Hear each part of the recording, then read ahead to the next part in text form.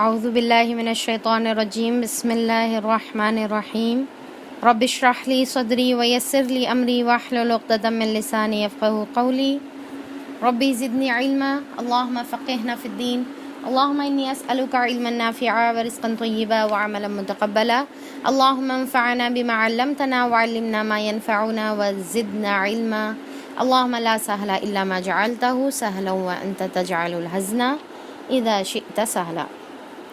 السلام علیکم ورحمۃ اللہ وبرکاتہ۔ میری پیاری بہنوں کا میں تہ دل سے فہم قرآن کے ڈے 28 میں استقبال کرتی ہوں۔ امید ہے کہ آپ لوگ سب خیریت سے ہوں گے۔ اللہ تعالیٰ آپ سب کی محنتوں کو، کوششوں کو اور عبادتوں کو اللہ تعالیٰ قبول فرمائے، اور میری بھی آمین۔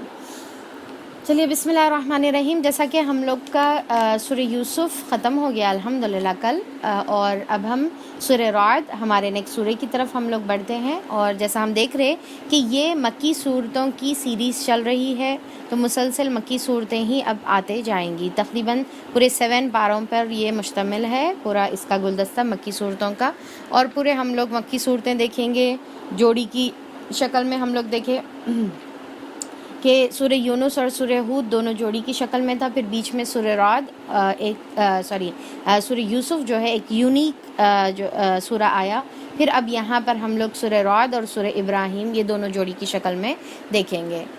تو چلیے سورہ رعد کا مطلب کیا ہے؟ بادل کا گرج کو کہتے ہیں، ٹھیک ہے، بادل کا جو گرجنا ہے وہ اس کو رعد کہتے ہیں۔ اور اب اس کے اندر جیسا بادل کا گرجنا یہ جو ورڈ ہے، تو اس میں ایک کیا سمجھ میں آ رہی ہے؟ ایک شدت سمجھ میں آ رہی ہے، ایک خوف سمجھ میں آ رہا ہے، ایک ڈراوا سمجھ میں آ رہا ہے، رائٹ؟ کہ تو اب اسی طریقے سے یہ سورہ کے اندر ہم لوگ تھوڑا سا اللہ تعالیٰ کی کافی تنبیہات ہم لوگ دیکھیں گے۔ اور یہ سورہ لاسٹ دور کا سورہ ہے، یعنی کہ مکی دور کا لاسٹ زمانے کا سورہ ہے، یعنی کہ 10th to 13th نبوی کے درمیان انشاءاللہ ہم دیکھیں گے کہ یہ سورہ کے اندر اللہ تعالیٰ کیا کیا بتائے ہوئے ہیں۔ تو یہ 10 سے 13 کے درمیان ہے۔ اور پھر ساتھ میں کیا ہے؟ یہ بالکل وہی سیم ان لوگوں کا سیم گانا، سیم رونا کہ معجزے لاؤ، یعنی کہ اللہ تعالیٰ تمام دلیل سمجھا چکے ہیں 10 سال سے، 12 سال سے اللہ تعالیٰ ہر طریقے سے سمجھا رہے، اور پھر ان کو بس انکار کرنا تھا۔ اصل کیا ہے؟ ایمان لانا نہیں تھا، بس ان کا مقصد کیا ہے؟ انکار کرنا تھا۔ تو اب کچھ بھی نہیں سمجھ میں آ رہا، تو بس ایک رٹ لگائے ہوئے تھے کہ بس وہ کر دو تو پھر ہم ایمان لائیں گے، وہ کر دو تو ہم ایمان لائیں گے۔ تو اللہ تعالیٰ اس کے بارے میں حکمت بھی بتا دیے کہ اللہ تعالیٰ کیوں نہیں بھیج رہے آپ صلی اللہ علیہ وسلم کی امت پر ڈائریکٹ ایسے معجزے کہ زمین پھٹ جا رہی، آسمان سے کوئی چیز نازل ہو جا رہی ان کے حساب سے، فرشتے آ جا رہے، یا پہاڑ پھٹ جا رہا، یا پھر کچھ بھی اس طریقے سے۔ تو اللہ تعالیٰ بتا دیے کہ اگر یہ آ جائیں گا تو پھر اس کے بعد انکار کریں گے تو پھر کوئی مہلت نہیں دی جائے گی، کیونکہ اللہ تعالیٰ کو امت محمدیہ کو مہلت دینا تھا آخری زمانے تک۔ اللہ تعالیٰ نے ہم کو مہلت دی ہے، تو اسی لیے اللہ تعالیٰ بول رہے کہ یہ قرآن دیکھو، سمجھو اور اس پہ غور کرو۔ تو اب یہاں پر یہ سورہ میں ایک تو ساتھ میں اللہ تعالیٰ سمجھا رہے، کس کے ذریعے سے سمجھایا جا رہا ہے، کس کے ذریعے سے تذکیر کی جا رہی ہے۔ تذکیر کا مطلب کیا ہے؟ Reminder, right? تو کس ذریعے سے تذکیر کی جا رہی ہے؟ تذکیر بالآلاء اللہ سے کی جا رہی ہے، یعنی کہ اللہ تعالیٰ کی نعمتوں کو گنایا جائے گا، اور پھر اس کے اندر کوئی پروفٹس کا ذکر اس میں نہیں ملے گا ہم کو۔ ایک یونیک صورت ہے، جیسا اس سے پہلے جو ہم لوگ دیکھے سورہ یونس تھا، سورہ ہود تھا، حالانکہ تذکیر بالآلاء اللہ ہے تو بھی ساتھ میں کچھ نہ کچھ انبیاء اکرام کا ذکر ہم لوگ دیکھ چکے ہیں۔ جیسا اس سے پہلے جو جوڑی آئی تھی وہ سورہ انعام اور سورہ اعراف کی، رائٹ؟ تو اب یہاں پر اس میں کوئی پروفٹ کا ذکر نہیں ملے گا۔ اور پھر کیا ہے کہ اس کے اندر اچھا، اب یہاں پہ جب وہ لوگ ڈیمانڈ کر رہے، معجزات کا ڈیمانڈ کر رہے، تو جیسا ہم اس سے پہلے دیکھے تھے نبی کریم صلی اللہ علیہ وسلم کی بھی کیا خواہش ہو رہی تھی؟ اللہ تعالیٰ انہوں جو مانگ رہے بتا دیجئے اللہ تعالیٰ، تاکہ یہ لوگ ایمان لا لیں، کیونکہ آپ صلی اللہ علیہ وسلم اپنی امت کے بارے میں حریص تھے۔ اب اسی طریقے سے ایون صحابہ اکرام کے دل میں بھی یہی پیدا ہو رہا تھا کہ مومن تمنا کر رہے تھے کہ یہ لوگ اتنا ٹارچر کر رہے، اتنا ستا رہے، اتنا ہم لوگوں کو تنگ کر رہے، ہم لوگوں کو ہجرت پر مجبور کر دے رہے، تو اللہ تعالیٰ اگر چاہے تو کیا نہیں ہو سکتا. تو اللہ تعالیٰ کیوں ان کے اوپر معجزہ اللہ تعالیٰ جو انہوں بول رہے وہ معجزہ نازل کیوں نہیں کر رہے اللہ تعالیٰ؟ تاکہ ان لوگ سمجھ جانا، ایمان لا لینا، اور پھر ان لوگ ہماری جان چھوڑ دینا، جو ہمارے کو ٹارچر کرے، ہم کو ستارے، یا پھر جو ہے اپنے کو یعنی کہ دین کے جو پیچھے پڑے ہوئے ہیں، دین کو نقصان پہنچانے کے پیچھے پڑے ہوئے ہیں، نبی کو نقصان پہنچانے کے پیچھے پڑے ہوئے ہیں. تو مومنوں کی بھی خواہش ہو رہی تھی، آج ہماری بھی ہوتی نا. اللہ تعالیٰ ایسا کر دینا، دیکھو سب جنے مسلمان ہو جانا، سب جنوں کو سمجھ میں آ جانا، ایسا اللہ تعالیٰ کر دینا. ہماری بھی یہ خواہش جو ہے پیدا ہوتی، رائٹ. تو اب مومن کی بھی یہ خواہش تھی، نبی کریم صلی اللہ علیہ وسلم کی بھی یہ خواہش تھی. تو اللہ تعالیٰ یہاں پر بتا رہے کہ اگر مردے زمین سے اٹھیں گے اور بات کریں گے اور ان کو بولیں گے کہ ہاں قیامت صحیح ہے، دیکھو مر کر جانا ہے، اللہ تعالیٰ صحیح ہے، فرشتے صحیح ہے، جنت ہے، دوزخ ہے، سب بولیں گے، خبر کا بولیں گے، جو بھی ہے، مردے زندہ ہو کر بولنے لگیں گے تو تب بھی وہ اس کے اوپر ایمان نہیں لائیں گے اور یہ بولیں گے کہ یہ تو کچھ اور ہے، یعنی کہ جادو ہے یا کچھ اور ہے.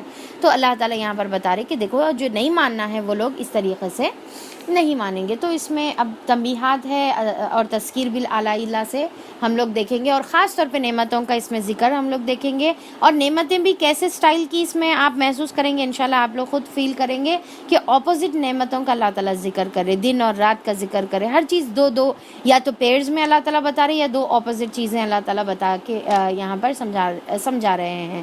تو چلیے ہم بھی دیکھتے ہیں کہ اللہ تعالیٰ نے کس طریقے سے ہمارے لیے اس میں میسیج دیا ہے. ہم بھی اللہ کی نعمتوں پر غور کریں گے اور اللہ تعالیٰ کی نعمتوں پر غور کر کے اپنے ایمان کو مضبوط کریں گے، اور پھر اللہ تعالیٰ کی وہ نعمتوں کا شکر ادا کریں گے، اللہ تعالیٰ کی وہ نعمتوں کو ایکنالج کریں گے کہ اللہ تعالیٰ اتنی آپ نے نعمت دی ہے، ہم اس کا شکر ادا کرتے ہیں اور وہ شکر ہم اپنے عمل سے بتاتے ہیں. تو سٹارٹ کریں گے. اعوذ باللہ من الشیطان الرجیم، بسم اللہ الرحمن الرحیم. الف لام میم را تلک آیات الکتاب والذی انزل الیک من ربک الحق ولکن اکثر الناس لا یؤمنون. الف لام میم را، یہ کتاب الہی کی آیات ہیں، اور جو کچھ تمہارے رب کی طرف سے تم پر نازل کیا گیا ہے وہ عین حق ہے. اے نبی، جو بھی نازل کیا گیا ہے، اے لوگوں جو بھی تو اللہ کی طرف سے نازل کیا گیا ہے وہ عین حق ہے. اللہ تعالیٰ اس کا گواہ ہے کہ وہ عین حق ہے، مگر تمہاری قوم کے اکثر لوگ مان نہیں رہے ہیں. وہ اللہ ہی ہے جس نے آسمانوں کو ایسے سہاروں کے بغیر قائم کیا جو تم کو نظر نہیں آتے. دکھ رہے کوئی پلرز نظر آ رہے، آپ ایک ٹینٹ بغیر کوئی سپورٹ کے نہیں ٹھہر سکتا، ایک بلڈنگ کوئی بغیر سپورٹ کے نہیں ٹھہر سکتی. انفیکٹ اندر زمین کے اندر کھود کر بنیاد بنا کر اس کے اوپر جو ہے کوئی بلڈنگ بنانا پڑتا ہے. تو اب یہاں پر دیکھیں کہ اللہ تعالیٰ کیا طریقے سے آسمان کو قائم کرے ہوئے ہیں کہ کوئی پلر نہیں نظر آ رہا بلکہ وہ اپنے ہی اس میں گھوم رہے ہیں. ایسا اللہ تعالیٰ نے اس کا نظام اللہ تعالیٰ نے بتایا ہے. بغیر قائم اللہ تعالیٰ بغیر کسی سہاروں کے قائم کیا ہے. پھر وہ اپنے تخت سلطنت پر جلوہ فرما ہوا، اور اس نے آفتاب و مہتاب یعنی کہ سورج اور چاند کو ایک قانون کے تحت پابند بنا دیا، یعنی کہ وہ لوگ اپنے ہی دائرے میں گھومتے ہیں اور وقت پر نکلتے ہیں، وقت پر ہم کو نظر آتے ہیں، وقت پر ڈوب جاتے ہیں ہمارے لیے ظاہری طور پہ، ظاہری نگاہوں میں. یا پھر اب اگر سائنٹیفکلی دیکھیں گے تو کس طریقے سے وہ لوگ ایک تو پلانٹ کے یعنی کہ سولار سسٹم میں بھی روٹیٹ کر رہے ہیں، پھر اپنے اون ایکسس پر بھی گھوم رہے ہیں. اللہ تعالیٰ نے ان کا اپنا سسٹم بنایا ہے، اور ان کے وہی گھومنے سے ہمارے پاس دن اور رات آتی ہے. اگر وہ گھومنا بند ہو جائیں یا وہ غلط گھومنا شروع کر دیں تو آپ سوچیں کہ نظام کتنا بگڑ جائے گا، رات ہی رات، دن ہی دن. آپ سوچ کے دیکھیے. تو اللہ تعالیٰ یہاں پر بتا رہے اس نے اب یہاں پر سورج اور چاند، اس نے سارے نظام کی ہر چیز ایک وقت مقرر تک لے کر چل رہی ہے، اور اللہ ہی اس سہاروں کا اس سارے کام کی تدبیر کرنے والا ہے. وہ نشانیاں کھول کھول کر بیان کرتا ہے شاید کہ تم اپنے رب کی ملاقات کا یقین کرو. اب دیکھیے کہ ہر تھوڑے دن کو ہمارے کو سنا تھا کہ ایک سٹار ہے کیا کوئی چیز ہے جو اب آ کر ارتھ سے ٹکرانے والی ہے، پھر معلوم ہوتا ہے نہیں ذرہ بازو سے گزر گئی. تو اب یہاں پر یہ سب کیا ہے؟ یہ اللہ تعالیٰ کی طرف سے ہے. اتنے ہمارے ارتھ سے کتنے کی ہزاروں گنا کی چیزیں ہیں اللہ تعالیٰ آسمان میں بنائے ہوئے ہیں، پر وہ لوگ اپنے حساب سے اپنی ایک بندشوں میں بندھے ہوئے ہیں. اور قیامت جب آئے گی تو اللہ تعالیٰ وہ تمام بندشوں کو کھول دیں گے اور سب تتر بتر ہو جائیں گے اور سب ایک دوسرے سے ٹکرا کر آپ سوچیں کہ کیا دھماکے ہوں گے، کیا حال ہوگا. اب یہ جو بازو سے جسٹ بازو سے گزر گیا، کون گزارنے والا ہے؟ یہ اللہ تعالیٰ ہے جو بچانے والا ہے. اور اللہ تعالیٰ بتا رہے کہ دیکھو اللہ چاہے تو یہ کر سکتے، پر اللہ تعالیٰ بچا رہے، ابھی موقع دے رہے، کیونکہ وقت معین تک موقع دیا جائے گا. اور وہی ہے جس نے یہ زمین پھیلا رکھی ہے، اس میں پہاڑ کے کھوٹے گاڑ رکھے ہیں اور دریا بہا دیا ہے. اسی نے ہر طرح کے پھلوں کے جوڑے پیدا کیے ہیں. تو اب یہاں پر اللہ تعالیٰ زمین بچھا دیے، آسمان بنا دیے، پہاڑ کو اللہ تعالیٰ نے ایز اے ناٹس جو ہے اللہ تعالیٰ ایز اے کیل یعنی کہ ایز اے نیلز جو ہے اللہ تعالیٰ نے گاڑ دیے ہیں. اور ایسا اللہ تعالیٰ اس کی وجہ سے بیلنس قائم کرے ہوئے، ورنہ زمین ڈھلک جاتی تھی. تو اللہ تعالیٰ اس کو ایز اے نیلز اللہ تعالیٰ اس کو گاڑے ہوئے ہیں. اسی نے ہر طرح کے پھلوں کے جوڑے بھی بنائے اور وہی دن اور رات طاری کرتا ہے. اور پھر اس ساری چیزوں میں بڑی نشانیاں ہیں ان لوگوں کے لیے جو غور اور فکر نہیں کرتے. اللہ تعالیٰ بولے کہ غور اور فکر کرنے والوں کے لیے نشانیاں ہیں. ذرا ایک ایک بات پر بیٹھ کر غور کریں تو اس میں کتنے کچھ نشانیاں ہم کو نظر آتی ہے. اب دیکھیے کہ اللہ تعالیٰ زمین فرش بچھائے، اگر اللہ تعالیٰ ہر جگہ پہاڑ رکھ دیتے. آج پہاڑوں میں لوگ راستے بناتے ہیں، رائٹ؟ کچھ اگر ہم دیکھیں گے پہاڑوں میں بھی راستے بیچ میں سے بنا کر نکالتے ہیں. آپ سوچئے کہ وہ پہاڑ میں جو راستے بنا رہے، کتنی مشکلوں سے، کتنی محنتوں سے، اس کو کتنے مشینز لگ رہے، اس کو کاٹنا توڑنا، اور اس کے بعد یعنی کہ آسان نہیں رہتا پہاڑوں کو بنانا. تو اگر اللہ تعالیٰ پوری زمین بھی ایسی سخت رکھ دیتا اور پہاڑ ہی پہاڑ بنا دیتا تو لوگوں کا چلنا پھرنا، آنا جانا، ہر چیز کتنا مشکل ہو جاتا. اللہ تعالیٰ زمین بچھا دیے، پھر بیلنس کو پہاڑ رکھ دیے. ہر جگہ پہاڑ نہیں ہے اور ہر جگہ زمین نہیں ہے. اور دیکھو زمین میں الگ الگ خطے پائے جاتے ہیں جو ایک دوسرے سے متصل واقع ہیں، یعنی کہ کنیکٹڈ ہے. اور انگور کے باغ ہیں، کھیتیاں ہیں، کھجور کے درخت ہیں، جن میں سے کچھ اکھرے ہیں اور کچھ دوہرے ہیں. اب دیکھیے کہ یہاں پر اب رمضان میں ہم لوگ یہ تمام چیزوں کو انجوائے کر رہے ہیں نا، تو کتنے نعمتیں اللہ تعالیٰ دی ہوئی ہے. کیسا یعنی کہ ایک چھوٹا سا کھجور ہے، اس کے اندر وہ کیا ہے، اتنا بڑا انرجی کا جو ہے سورس رہتا ہے، اتنی زیادہ اس کے اندر اللہ تعالیٰ نے انرجی رکھی ہوئی ہے. تو اللہ تعالیٰ اتنی نعمتیں بتا رہے، سب کو ایک ہی پانی سے سیراب کرتا ہے. یعنی کہ کھجور بھی وہی پانی سے بنتا ہے، اور پھر ناریل بھی وہی پانی سے بنتا ہے، پھر بیگن بھی وہی پانی سے بنتا ہے. حیدرآبادی بغیر بیگن کے نہیں ہوتا نا، تو بیگن بھی اسی پانی سے بنتا ہے. ہر چیز یعنی کہ کریلا ہے یا ہر چیز دیکھ لو آپ، ایک ہی پانی سے وہ بننے والی چیز ہے. پر کوئی میٹھی ہے، کوئی کڑوی ہے، کوئی سادی ہے، کسی میں کوئی ٹیسٹ نہیں ہے. تو یہ تمام چیزیں اللہ تعالیٰ بنائے ہوئے ہیں. کسی کے اندر پانی ہے. اب سوچ کے دیکھیے کہ وہ جو درخت پر ہم ناریل دیکھتے ہیں، وہ درخت اتنا اونچا ہے کہ لوگوں کو کتنی مشکل سے اوپر چڑھ کر توڑنا پڑتا ہے.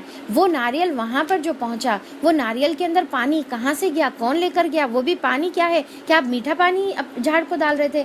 اللہ تعالیٰ اس کے اندر میٹھا پانی بناتا ہے، اس کے اندر کھوپرا بناتا ہے. کیا مطلب اگر ہم غور کرنے دیکھیں گے ایک چیز کو تو ہمارے دماغ دنگ ہو جائیں گے. پر ہم کیا ہے کہ غور نہیں کرتے، بس اللہ تعالیٰ کی نعمتیں ملتے جاتی اور اللہ تعالیٰ کی وہ نعمتوں کو کھاتے جاتے. اور دیکھیے کہ اللہ تعالیٰ نے یہ جو کھجور ہے یا کوئی بھی چیز ہے جو بیج والی ہوتی ہے، تو اس کے اندر جو سسٹم رکھے ہوئے اللہ تعالیٰ، اگر وہ جو بیج ہے وہ نہیں بناتے اللہ تعالیٰ، بس کھجور ہے بن گیا، کھا لیے، ختم ہو گئی، تو پھر اس کے بعد پھر اور کھجور کیسا پھیلتے تھے اور وہ بیج والی چیزیں کیسا جو ہے پھیلتی تھی. تو اللہ تعالیٰ نے اس کے اندر ہی بیج رکھ دی کہ پھر اسی کے ذریعے سے پھر آگے اور وہ چیزیں اللہ تعالیٰ کے اذن سے ہم فراہم کر سکتے ہیں، اپنے لیے پا سکتے ہیں. تو ہر چیز میں کیسا اللہ تعالیٰ پروٹیکشن رکھا ہوا ہے. انار کے چھلکوں کو دیکھو، انار کے کلرز کو دیکھو، کتنی پیاری ایک عالم صاحب کی اس کے اندر تقریر بھی ہے نا کہ کون بنانے والا ہے وہ چھلکوں کو، کون بنانے والا ہے وہ انار کے کس طریقے سے اللہ تعالیٰ پلیس کرے ہوئے ہیں، اس کو اوپر کورنگ رکھے ہوئے ہیں، پھر اس کے اوپر مزید اور ایک کورنگ ہے، اس کے اندر کلرز اللہ تعالیٰ کیا خوبصورت جو ہے بھرے ہوئے ہیں. انار کا کلر آپ دیکھیں، بعض وقت انار کا کلر ایک دم وائٹ آتا ہے، کیسا ہے، پھیکا دکھ رہا ہے یہ انار. تو اللہ تعالیٰ بھرنے والا ہے. اور اللہ تعالیٰ وہ دوسرا طریقہ بھی بتاتا کہ دیکھو یہ جو بغیر کلر کے ہے نا، یہ تھوڑا سا وائٹ ہے، تو دیکھو کہ اس کے اندر تمہارے کو کیسا فرق محسوس ہو رہا. تم کو انار جب ریڈ دیکھتے ہیں تو آپ خود ہی دیکھیے کہ بغیر سوچے سمجھے ایک دل خوش ہو جاتا جاتا, ایک دم دل جو ہے گارڈن ہو جاتا, بہت اٹریکٹیو وہ چیز نظر آتی. یعنی کہ اب دیکھیے کہ یہ چھوٹی چھوٹی چیزیں ہیں نا, پر اللہ کی کیا بڑی نعمت ہے, ہم غور نہیں کرتے اس کے اندر, بالکل لائٹ لے لیتے اور بس لوٹتے جاتے, مزے لوٹتے جاتے. اور بعض وقت تو یہ ہوتا کہ بسم اللہ پڑھنا بھی بھول جاتے اور الحمدللہ کہنا بھی بھول جاتے. اور پھر اللہ تعالیٰ بتا رہے کہ ایک ہی پانی سے سیراب کرتا ہے, مگر مزے میں کسی کو بہتر بنا دیتا ہے اور کسی کو کمتر بنا دیتا ہے. یعنی کہ ایک میٹھا ہے اور ایک کمتر ہے. ان سب چیزوں میں بہت سی نشانیاں ہیں ان لوگوں کے لیے جو عقل سے کام لیتے ہیں. اب یہاں پر پھر اللہ تعالیٰ فرماتے ہیں, اب اگر تمہیں تعجب کرنا ہے تو تعجب کے قابل لوگوں کا قول یہ ہے کہ جب ہم مر کر مٹی ہو جائیں گے تو کیا ہم نئے سرے سے پیدا کیے جائیں گے. اب یہاں پر اللہ تعالیٰ جو اتنی قدرت رکھتا ہے, ہر چیز کو پیدا کرنے والا ہے, چھوٹی چھوٹی چیزوں سے کیا کیا چیزیں اللہ تعالیٰ بنانے والا ہے, تو اب تم اس کے اوپر یعنی کہ ایک بیج ڈالتے ہو, اتنا تناور درخت وہ بن کر اٹھتا ہے. تو اللہ تعالیٰ یہ کرنے والا اور تم اس کے بارے میں سوچ رہے کہ مر کے چلے جائیں گے تو پھر کیسا دوبارہ پیدا ہوں گے. یہ وہ لوگ ہیں جنہوں نے اپنے رب سے کفر کیا ہے, یہ وہ لوگ ہیں جن کی گردنوں میں توق پڑے ہوئے ہیں. یعنی کہ توق کا مطلب کیا ہے کہ جب انسان کی گردن میں توق پڑتا ہے تو وہ آگے پیچھے دیکھ نہیں سکتا. انشاءاللہ سورہ یاسین میں اس کا ہم لوگ ڈیٹیل دیکھیں گے. تو آگے پیچھے اوپر نیچے کہیں بھی نہیں دیکھ سکتا. تو اللہ تعالیٰ بول رہے کہ یہ تو لکیر کے فقیر ہیں, بس اپنی ایک چیز پر فالو کیے جا رہے ہیں, آگے پیچھے دیکھ نہیں رہے ہیں, اللہ تعالیٰ کی نعمتوں پر غور نہیں کر رہے. تو ہم بھی اس طریقے کے نہیں بننے کا ہے, بلکہ غور کرنا ہے اور اللہ تعالیٰ کی دل سے تعریف کرنے کا ہے. یہ جہنمی اور یہ جنتی اور یہ جہنمی ہیں اور جہنم میں ہمیشہ رہنے والے ہیں. یہ لوگ بھلائی سے پہلے برائی کے لیے جلدی مچا رہے ہیں. یعنی کہ ہدایت مانگنے کے بدل کیا مانگ رہے ہیں, عذاب مانگ رہے ہیں. حالانکہ ان سے پہلے جو لوگ اس روش پر چلے ہیں ان پر خدا کے عذاب کی عبرتناک مثالیں گزر چکی ہیں. حقیقت یہ ہے کہ تیرا رب لوگوں کی زیادتیوں کے باوجود ان کے ساتھ چشم پوشی سے کام لیتا ہے. اللہ تعالیٰ کیا بتا رہے کہ اللہ تعالیٰ لوگوں کے گناہوں کے باوجود اللہ تعالیٰ کیا کرتے ہیں, مغفرت کر دیتے ہیں, ان کے عیب کو ڈھانک دیتے ہیں. اب دیکھیے کہ کیا یہ اتنی بڑی اللہ کی مہربانی نہیں ہے کہ ہمارے گناہوں کے باوجود اللہ تعالیٰ وہ گناہوں کو لوگوں کے سامنے نہیں لاتا. جیسے مغفرہ غفرہ کا مطلب کیا ہے, ڈھانک دینا ہے. ڈھانکنے کا کیا مطلب ہے, ایک تو ہمارے گناہوں کو اللہ تعالیٰ استغفار اگر ہم کریں گے تو گناہوں کو ڈھانک دیتے ہیں, اور ڈھانکنے کا مطلب یہ ہے کہ قیامت کے دن سب کے سامنے اللہ تعالیٰ وہ چیز کا اظہار نہیں کریں گے. ہاں وہ ہمارے نامہ عمل میں رہے گی, پر اللہ تعالیٰ اس کو معاف کر دیں گے, اور اللہ تعالیٰ بولیں گے کہ دیکھو بندو تم یہ گناہ کرے تھے پر اللہ تعالیٰ معاف کر دیے, میں تمہارے کو معاف کر دیا کیونکہ تم نے مجھ سے مغفرت طلب کی. تو یہ ایک انداز ہو گیا مغفرت کا, ٹھیک ہے. دوسرا یہاں پر اللہ تعالیٰ کیا کر رہے کہ لوگوں کے سامنے بھی تو ڈھانک رہے نا اس کو. ہمارے اتنے گناہ ہیں پر لوگوں کے سامنے اس کا اظہار نہیں ہو رہا. کیا یہ اللہ کی بڑی نعمت نہیں ہے؟ کیا ہم کو اس کے اوپر شکر ادا نہیں کرنا چاہیے؟ ہر ایک انسان کو معلوم ہے کہ وہ کیسا ہے, میں کیسی ہوں میرے کو معلوم ہے, میرے اندر کیا عیب ہے, میری کیا کمیاں ہیں میرے کو معلوم ہے, پر اللہ تعالیٰ وہ ہر ایک انسان کے سامنے ظاہر نہیں کرتا. تو یہ کتنا بڑا ہمارے اوپر اللہ تعالیٰ کا احسان ہے. اور یہ بھی حقیقت ہے کہ تیرا رب سخت سزا دینے والا بھی ہے. یعنی کہ اللہ تعالیٰ چاہے تو سخت سزا دے, پر اللہ تعالیٰ ابھی تو چشم پوشی کر رہا ہے, ابھی تو ڈھانک رہا ہے, ابھی تو مغفرت اللہ تعالیٰ یہاں پر کر رہا ہے. تو دیکھیے کہ ہم کو کیا ہے, یہاں پر دو چیزیں ہیں. ایک طرف اللہ تعالیٰ اپنی مغفرت کا ذکر کر رہے, دوسرا طرف اللہ تعالیٰ اپنے شدید العقاب کا ذکر کرے کہ عقاب کا مطلب کیا ہے, جو چیز پیچھے آتی ہے. تو اللہ تعالیٰ جو تم عمل کرے ہوئے ہیں اس کے پلٹ کر الٹا کر اللہ تعالیٰ تم کو سزا بھی دینے والا ہے, ٹھیک ہے. تو دونوں چیزیں ہو گئی, ایک جگہ سزا ہو گئی, ایک جگہ مغفرت ہو گئی. تو مومن کا ایمان یہ دو چیزوں کے بیچ میں ہوتا ہے. ایک جگہ اس کو مغفرت کی امید رہتی ہے اللہ اپنے رب کے ساتھ, اور دوسرا جو ہے اللہ تعالیٰ کی سزا کی ڈر بھی ہوتا ہے اس کے اندر. جیسا آپ صلی اللہ علیہ وسلم نے ایک شخص تھا جو انتقال موت کے قریب تھا, تو اس شخص کے پاس گیا آپ صلی اللہ علیہ وسلم اور پوچھے کہ تم کیسا محسوس کر رہے ہو. تو وہ شخص بتاتا ہے کہ مجھے اللہ تعالیٰ کی رحمت کی امید ہے, مغفرت کی امید ہے, اور پر ساتھ میں میرے گناہوں کا ڈر بھی ہے مجھے. تو آپ صلی اللہ علیہ وسلم نے فرمایا کہ جب بندہ ایسی کیفیت میں ہوتا ہے کہ اس کو اللہ تعالیٰ کی رحمت کی امید ہوتی ہے, اپنے گناہوں کی معافی کی امید رہتی, اور دوسری طرف اللہ تعالیٰ کی جو ہے عقاب کا ڈر بھی رہتا ہے, تو پھر اللہ تعالیٰ اس کو وہ عطا کر دیتے ہیں جس کی وہ امید رکھتا ہے, اور وہ چیز سے بچا لیتے ہیں جس سے وہ ڈرتا ہے. اللہ اکبر, کیا پیاری بات ہے. دیکھیے کہ وہ چیز سے بچا لیتے ہیں جیسا ہم ڈر رہے عذاب سے, اللہ تعالیٰ بچا لیتے ہیں. تو مومن یہ دو چیز کے درمیان ہونا چاہیے, اللہ سے امید بھی رکھنا ہے معافی کی امید بھی رکھنا ہے, مغفرت کی امید بھی رکھنا ہے, معافی مانگتے بھی رہنا ہے, اور ساتھ میں عذاب سے ڈرتے بھی رہنا ہے. ایسا نہیں کہ بس اللہ تعالیٰ بے نیاز ہے بھائی, اللہ تعالیٰ معاف کرنے والا ہے, یہ نہیں. پر دوسری طرف یہ بھی نہیں کہ اللہ تعالیٰ سزا دینے والا ہے, بس صرف ڈر کے جو ہے رہ رہے اور نا امیدی کر رہے اللہ تعالیٰ. دونوں کے درمیان ہم کو رہنا ہے اور دعا کرتے رہنا ہے, اللہ تعالیٰ سے دونوں چیزوں کے سے دعا کرنا ہے. یہ لوگ جنہوں نے تمہاری بات ماننے سے انکار کر دیا ہے کہتے ہیں کہ اس شخص پر اس کے رب کی طرف سے کوئی نشانی کیوں نہ اتری. سیم وہی راگ وہی گانا ان کا, تم تو محض خبردار کر دینے والے ہو اور ہر قوم کے لیے ایک رہنما ہے. اللہ تعالیٰ ایک ایک حاملہ کے پیٹ سے واقف ہے, جو کچھ اس میں بنتا ہے اس سے بھی وہ جانتا ہے. یعنی کہ جو پیٹ کے اندر ہے اللہ تعالیٰ اس کو جانتا ہے. اب یہاں پر جاننے کا مطلب کیا ہے کہ صرف یہ نہیں کہ میل ہے یا فیمیل ہے, جنڈر کا مطلب نہیں ہے, بلکہ اس کا مطلب یہ ہے کہ وہ کیسا ہے, آگے جا کے کیسا بننے والا ہے, نیک بخت ہے یا بدبخت ہے, مومن ہے یا کافر ہے, مومن میں بھی کون سے گریڈ کا مومن ہے, کون سے لیول تک وہ جائے گا, کب جیے گا, کب مرے گا, سب کا علم اللہ تعالیٰ کے پاس ہے. اور جو کچھ اس میں کمی پیشی ہوتی ہے وہ بھی اس سے باخبر ہے.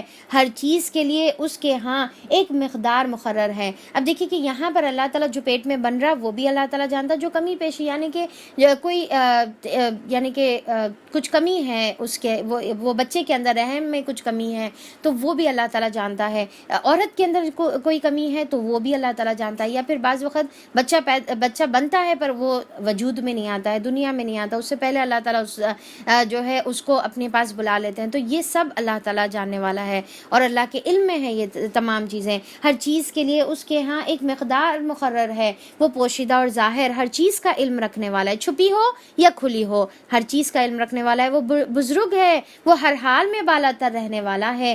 تم میں سے کوئی شخص خواہ زور سے بات کرے یا آہستہ کرے, یعنی کہ اب دیکھیے ہر چیز اپوزٹ, چھپے کا کھلے کا, ظاہر کا باطن کا, اور پھر کیا ہے زور سے بات کرو یا آہستہ بات کرو. اور کوئی رات کی تاریکی میں چھپا ہوا ہو یا دن کی روشنی میں چلا رہا ہو, جیسا میں بتائی تھی نا کہ اپوزٹس کا ذکر ہے کہ رات کی تاریکی رہو یا دن کا. اب دیکھیے کہ یہ چیز جب ہم پڑھتے ہیں, اور یہ چیز ایکچولی صرف پڑھنا نہیں ہے بلکہ یقین ہونا ہے, یقین ہونا ہے. یہ چیز کی ہمارے اندر کمی ہو جا رہی ہے کہ ہم یقین نہیں کرتے. اگر ہم یہ یقین کر لیں کہ وہ پوشیدہ اور ظاہر کا جاننے والا ہے, وہ آہستہ بات کرو یا زور سے کرو تو جاننے والا ہے, وہ رات کی تاریکی اور دن کے اجالے میں کرنے والے عمل کا جاننے والا ہے, تو پھر کیا پھر ہم کو جگہ ملے گی جہاں پر ہم اللہ کی نافرمانی کریں گے؟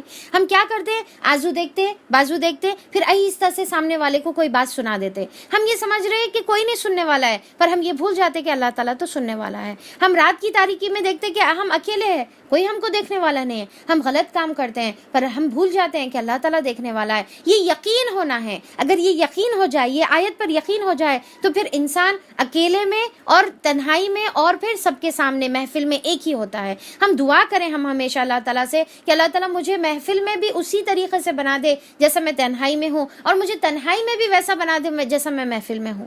یعنی کہ بعض وقت ہم تنہائی میں تو بڑے اچھے رہتے, پر جب محفل میں رہتے تو لوگوں کے رویے کے حساب سے ہم بھی بدل جاتے ہیں. تو ہمارے کو یہ بھی نہیں کرنا ہے. اور دوسرا کہ ہم جب جو ہے محفل میں رہتے تو بڑے نیک اور پارسا رہتے, پر جب ہم تنہائی میں رہتے تو پھر ہم بدل جاتے. تو ہمارے کو ایسا بھی نہیں کرنے کا ہے. تو اللہ تعالیٰ سے دعا کریں کہ ہم کو ہمیشہ ظاہر اور باطن میں ایک بنا دے. ہر شخص کے آگے اور پیچھے اس کے مقرر کیے ہوئے نگران لگے ہوئے ہیں. اور پھر دوسرا یہ بھول جاتا ہے انسان کہ اس کے ساتھ نگران کرامن کاتبین ہیں, اس کے ساتھ محافظ فرشتے لگے ہوئے ہیں, اور جو اللہ کے حکم سے اس کی دیکھ بھال کر رہے ہیں. اب یہاں پر دیکھ بھال کس کی دیکھ بھال؟ ایک تو وہ انسان کی دیکھ بھال کیا جا رہا ہے, انسان کے اعضاء کی دیکھ بھال, آنکھ کو پروٹیکٹ کیا جا رہا ہے, کان کو پروٹیکٹ کیا جا رہا, ہمارے ہارٹ کے اوپر کتنے کچھ فرشتے لگے ہوئے ہیں جو اس کو پروٹیکٹ کر رہے ہیں. تو جسم کے ایک ایک اعضاء پر اللہ تعالیٰ کتنے کچھ فرشتوں کو مقرر کیے ہوئے ہیں جو ہماری حفاظت کر رہے. اور پھر کیونکہ ہمارے کو ایک مقرر وقت تک اللہ تعالیٰ یہاں پر دنیا میں رکھے ہوئے ہیں, اس سے پہلے ہم کو کچھ نہ ہو جائے اللہ تعالیٰ اس کو جو ہے پروٹیکٹ کر رہے ہیں.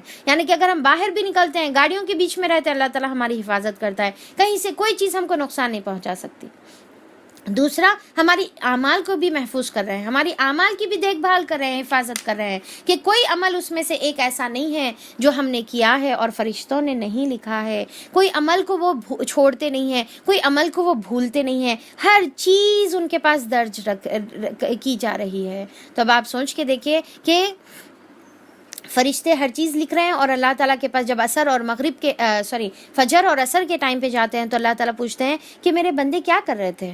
تو حالانکہ اللہ تعالیٰ خوب جانتا ہے، اللہ تعالیٰ کو معلوم ہے، تو وہ کہتے ہیں کہ اللہ تعالیٰ ہم جاتے وقت بھی ہم جب ڈیوٹی پہ گئے جبھی بھی نماز پڑھ رہے تھے، اور جب ہم آ رہے تھے تبھی بھی نماز پڑھ رہے تھے، کیونکہ فرشتے چینج ہوتے ہیں، عصر اور فجر کے ٹائم پہ چینج ہوتے ہیں، رات کی ایک کی ڈیوٹی، دن کی ایک کی ڈیوٹی، رائٹ. تو پھر یہاں پر جب ایکسچینج ہوتے ہیں تو وہ لوگ نماز کا ہمارا پیغام لے کر اللہ تعالیٰ کے پاس جاتے ہیں. تو اسی لیے یہ نمازوں کا ہم کو خوب خاص اہتمام بھی کرنا ہے.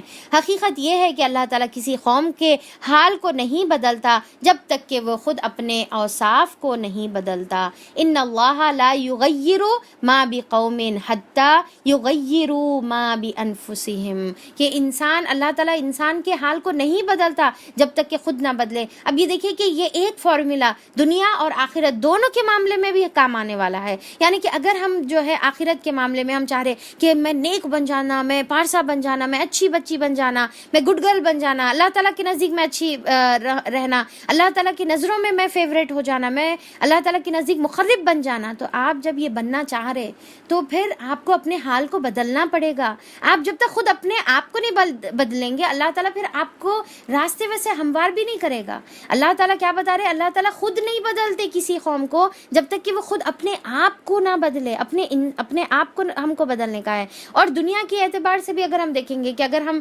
بزنس میں فلرش کرنا چاہ رہے ہیں، ہم ایک کامیاب یعنی کہ جیسا اسٹوڈنٹس ہیں تو ایک اچھی ڈگری حاصل کرنا چاہ رہے ہیں، یا پھر دنیا میں کوئی ترقی لینا چاہ رہے، تو وہ کب ہو سکتا ہے؟ جب آپ خود اپنے آپ کو بدلیں گے، اپنی ٹائم کی پابندی کریں گے، اپنے وقت پر کام کریں گے، اپنی محنت اور مشقت کریں گے، تب پھر جا کر اللہ تعالیٰ اس میں جو ہے پھر وہ حالت کو جو ہے بدلتا ہے. آپ غریب سے امیر ہونا چاہ رہے ہیں، آپ اپنی حالت کو بدلیے تو خود بخود اللہ تعالیٰ اس کو بدلے گا، رائٹ.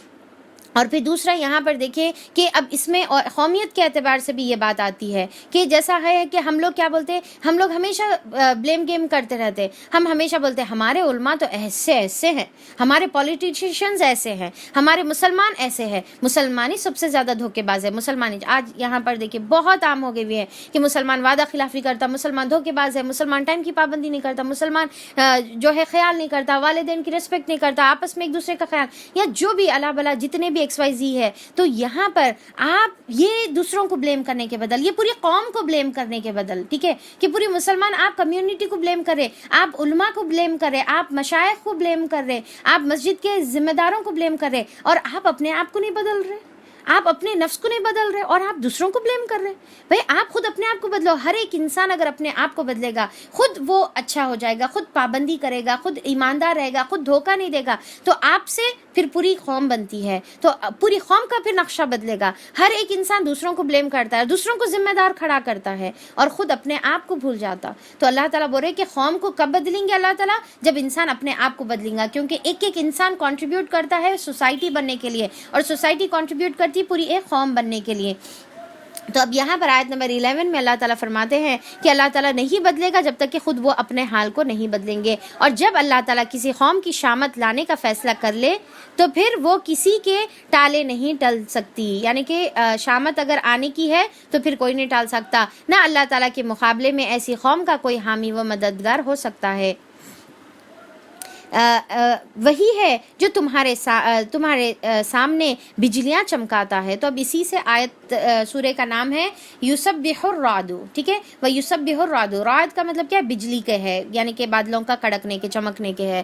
تو اللہ تعالیٰ بول رہے کہ وہی ہے جو تمہارے سامنے بجلیاں چمکاتا ہے، جنہیں دیکھ کر تمہیں اندیشے بھی لاحق ہوتے ہیں اور امیدیں بھی بنتی ہے. یعنی کہ دیکھ کر ہیبت بھی ہوتی ہے، پر ساتھ میں جو ہے امیدیں بھی بنتی ہے کہ شاید اب بارش آنے والی ہے، بہار رحمت آنے والی ہے. اب دیکھیے کہ یہاں آج اب جیسا مئی میں رمضان ہے، اور ہم لوگ رمضان الحمدللہ بہت ہی اللہ تعالیٰ کی توفیق سے ہم لوگ گزار رہے ہیں، پر ساتھ میں گرمی ہے، اور خاص طور پہ ان لوگوں کے لیے جو یعنی کہ چھپر میں رہتے ہیں، بالکل جو ہے جگی ٹائپ کے رہتے ہیں، اور پھر ٹینوں کے شیڈز ہوتے ہیں. تو سوچئے آپ کی کیسے ویسے حالت میں بھی کئی لوگ ہیں جو روزے رہ رہے ہیں. تو اللہ تعالیٰ ان کے لیے آسان کر دے، اللہ تعالیٰ ان کے لیے اپنی بہار رحمت برسائے، تاکہ ان کے لیے روزہ رہنا اور ان کے لیے گرمی کو برداشت کرنا اللہ تعالیٰ آسان کر دے. تو پھر یہاں پر اللہ تعالیٰ کیا بتا رہے کہ ایک امید بھی ہوتی ہے اور ساتھ میں ڈر بھی رہتا، پتہ نہیں کہاں اگر لمٹ کو کراس کر دے یہ بارش تو پھر کیا ہے، عذاب کا ذریعہ بھی بنتا ہے. تو اللہ تعالیٰ بتا رہے اور دیکھیے کہ رعد بتایا جاتا ہے کہ ایک فرشتے کا بھی نام رعد ہے جو اس کا ذمہ دار ہے. تو خیر رعد کا مطلب بجلی کے ہے، پر اس کے فرشتے کا بھی نام رعد ہے بتایا جاتا. وہی ہے جو پانی سے لدے ہوئے بادل اٹھاتا ہے، بادلوں کی گرج اس کی حمد کے ساتھ اس کی پاکی بیان کر رہی ہے. تو اب یہاں پر بادلوں کی گرج اور تمام چیزیں، یہاں تک کہ بادلوں کی گرج بھی اللہ تعالیٰ کی پاکی بیان کر رہی ہے اور اس کی حمد بیان کر رہی ہے. وَيُسَبِّحُ الرَّعْدُ وَبِحَمْدِهِ وَالْمَلَائِكَةُ مِنْ خِيفَتِهِ. اور فرشتے کیا ہے؟ سب ڈرے ہوئے ہیں اللہ تعالیٰ کے، یعنی کہ اللہ تعالیٰ کی عظمت کی وجہ سے ڈرے ہوئے ہیں. اور تمام چیزیں اللہ تعالیٰ کی تسبیح کریں. کیا ہم نہیں کریں گے؟ کیا اللہ تعالیٰ کی تسبیح ہم بیان نہیں کریں گے؟ اور یہ دعا کا یہ جو حصہ ہے، یہ آیت نمبر 13، تو یہ سنت سے بھی ثابت ہے. آپ صلی اللہ علیہ وسلم نے اس کے بارے میں حکم دیا. اس کی دعا ہے کہ جب بجلی کی کڑک ہم سنو تو ہم کو یہ دعا ہم کو پڑھنے کا ہے، یسبح الرعد بحمدہ والملائکۃ من خیفتہ. تو اور پھر تسبیح کر رہی ہے، اور وہ کڑکتی ہوئی بجلیوں کو بھیجتا ہے اور بسا اوقات انہیں جس پر چاہتا ہے عین اس حالت میں گرا دیتا ہے. اب دیکھیے کہ اللہ تعالیٰ کیا بتا رہے کہ بسا اوقات اسے اللہ تعالیٰ گرا بھی دیتا ہے. بجلیاں گر کر لوگ ہلاک بھی ہوتے ہیں، جبکہ لوگ اللہ تعالیٰ کے بارے میں جھگڑ رہے ہوتے ہیں. فی الواقع اس کی چال بڑی زبردست ہے. اسی کو پکارنا برحق ہے. رہے وہ دوسرے ہستیاں جنہیں اس کو چھوڑ کر یہ لوگ پکار رہے ہیں، وہ ان کی دعاؤں کا کوئی جواب بھی نہیں دے سکتے. تو اب یہاں پر اللہ تعالیٰ کیا بتا رہے کہ اپنی پوری نعمتوں کا اظہار کرے. 13 آیتوں کا تک اللہ تعالیٰ اظہار کر کے اللہ تعالیٰ بولے کہ یہ اللہ ہے جو یہ چیزاں بنانے والا ہے. اب یہ جو ہستیاں جس کو تم اللہ تعالیٰ کے علاوہ عبادت کر رہے ہو، وہ تو تمہاری پکار کا جواب بھی نہیں دے سکتے. اور انہیں پکارنا تو ایسا ہے جیسا کوئی شخص پانی کے طرف ہاتھ پھیلا کر اس کی درخواست کرے کہ تو میرے منہ تک پہنچ جا، حالانکہ پانی اس تک پہنچنے والا نہیں ہے. بس اسی طرح کافروں کی دعائیں بھی کچھ نہیں ہیں مگر ایک تیر بے ہدف. وہ تو اللہ تعالیٰ ہی ہے جس کو زمین و آسمان کی ہر چیز طوعاً اور کرہن سجدہ کر رہی ہے. اچھا، تو اب یہاں پر کتنی پیاری مثال اللہ تعالیٰ دے رہے. دیکھیے کہ جیسا بولتے نا کہ ہم بھی مثال استعمال کرتے کہ پیاسا کنویں کے پاس جاتا ہے یا کنواں پیاسے کے پاس آتا، تو یہ مثال ہمارے پاس بھی ہے. تو اللہ تعالیٰ یہاں پر وہ مثال دے رہے کہ گویا غیر اللہ کو پکارنا ایسا ہے کہ انسان پانی پیاسا ہے، بہت پیاسا ہے، اور پھر اب کیا کر رہا ہے؟ اپنی جگہ بیٹھ کے ہلرانے اٹھرانے کچھ بھی نہیں، اپنی جگہ بیٹھ کے جو ہے پانی کو بول رہا ہے پانی آ جاؤ اور آ کر میری پیاس بجھاؤ، پانی آؤ پانی آؤ پانی آؤ. کتنا انہیں پورا دن بھی پانی آؤ آؤ آؤ بولا تو پانی آتا یا اس کو سیراب کر سکتا، اس کی پیاس بجھا سکتا؟ نہیں ہو سکتا. تو اسی طریقے سے اللہ تعالیٰ بولے کہ جو غیر اللہ کے علاوہ جس کو بھی تم عبادت کر رہے ہو، وہ تمہاری پکار سن بھی نہیں سکتے، نہ تمہارے کو سیراب کر سکتے، نہ تمہاری نیڈس کو پوری کر سکتے. جو دینے والا ہے اس کو پوچھنا چھوڑ کر تم اس کو پکار رہے ہو. تو اللہ تعالیٰ بتا رہے وہی ہے اللہ تعالیٰ جس نے زمین اور آسمان کی ہر چیز طوعاً اور کرہن، یعنی کہ طوعاً کا مطلب کیا ہے؟ خوشی خوشی سے، کرہن کا مطلب کیا ہے؟ نہیں چاہتے ہوئے، ہر چیز اس کو سجدہ کر رہی ہے. تو اب یہاں پر تو یہ ایک طریقہ ہے بولنے کا، مطلب یہ ہے کہ ہر چیز اللہ تعالیٰ کے سامنے جھکی ہوئی ہے، اس کے پاس کوئی آپشن ہی نہیں ہے. وہ سب چیزوں کے سائے صبح اور شام اس کے آگے جھکتے ہیں. ایون شیڈوز بھی اللہ کے آگے جھکتے ہیں. ان سے پوچھو آسمان و زمین کا رب کون ہے؟ کہو اللہ تعالیٰ. کیا ہے جواب؟ کیا ہے اس کا؟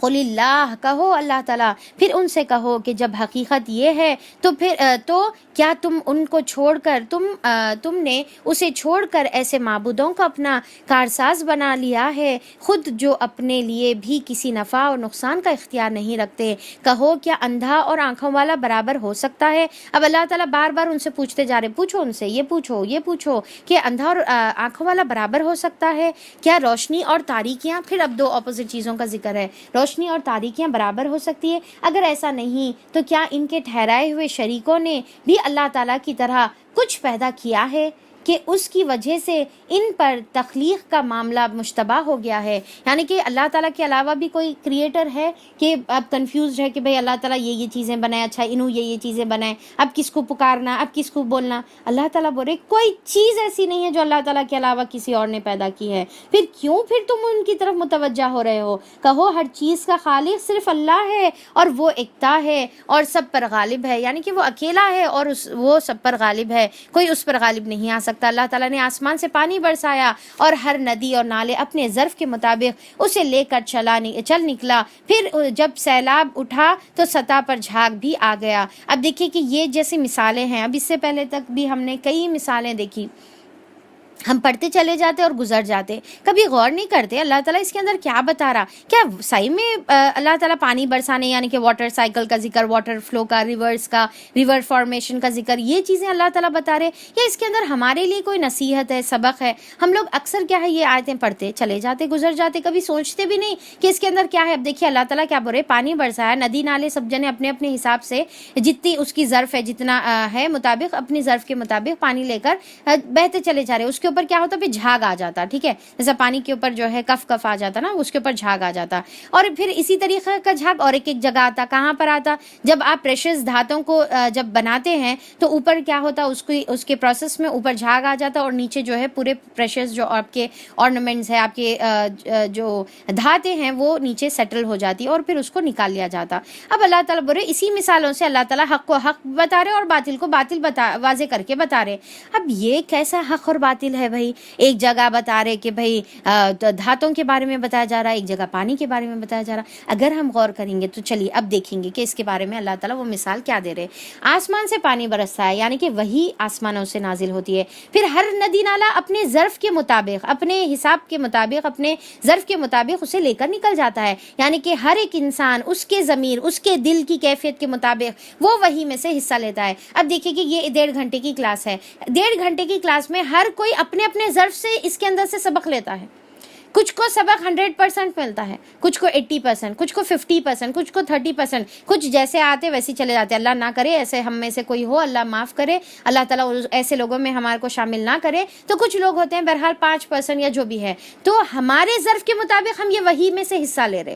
جیسا ندی اور نالے جتنے ڈیپ ہوتے ہیں اتنا انہوں اپنے اندر کنٹین کرتے ہیں, ویسے ہمارے ہارٹ جتنے پیور ہیں, جتنے ڈیپ ہیں, ہم اپنے اندر وہی کا اتنا حصہ لیتے ہیں. اللہ تعالیٰ ہم کو 100% لینے والا بنا دے. اللہ تعالیٰ ہم کو پورے کا پورا اس کے اندر سے ایک ایک چیز ہم لے کر اپنے زندگی کے اندر ڈال لیں اور اپنے عمل کے اندر اس کو ڈھال لیں. تو اب یہاں پر وہ اپنے اپنے ظرف سے لے کر چلتا ہے. پھر جب جو ہے سیلاب اٹھتا ہے تو سطح پر جھاگ آ جاتا ہے. کیا ہوتا, پھر اس کے بعد جیسا سیلاب یعنی کہ اوپر پھر کیا ہو جاتا, کچرا آ جاتا ہے, یعنی کہ جو نفاق ہے, منافقت ہے, یا جو بالکل اس کے اندر سے جو ہے کچھ بھی نہیں لے رہے, یا پھر اللہ تعالیٰ بول رہے کہ مین پانی اندر سیٹل ہو جا رہا اور اوپر کیا ہو جا رہا, کچرا آ جا رہا. تو اب یہاں پر وہ دوسری مثال ہے کہ جو اللہ تعالیٰ کے مومن بندے ہیں جس کے اندر جیسا اب دیکھیے کہ کیا بتایا گیا کہ جو ظرف والا جس کا ہے انہیں زیادہ لے لیتا ہے. تو اب کوئی بھی چیز جو زیادہ ہوتی ہے وہ وزنی ہوتی ہے تو وہ کیا ہوتی ہے, نیچے سیٹل ہو جاتی. اور جس کے دل میں ایمان نہیں رہتا, جو اپنے اندر کچھ بھی نہیں لیتا, تو وہ کچرے کے جیسا اوپر آ جاتا. اور اللہ تعالیٰ کے نزدیک ایسے لوگوں کی مثال کچرا ہے.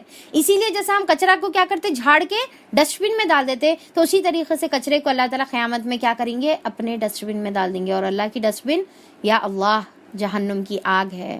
جہنم کی آگ ہے, وہ حطامہ ہے, وہ اندر اپنے کچرے کو جو ہے صرف ڈال لیتی نہیں بلکہ گرائنڈ بھی کر دیتی.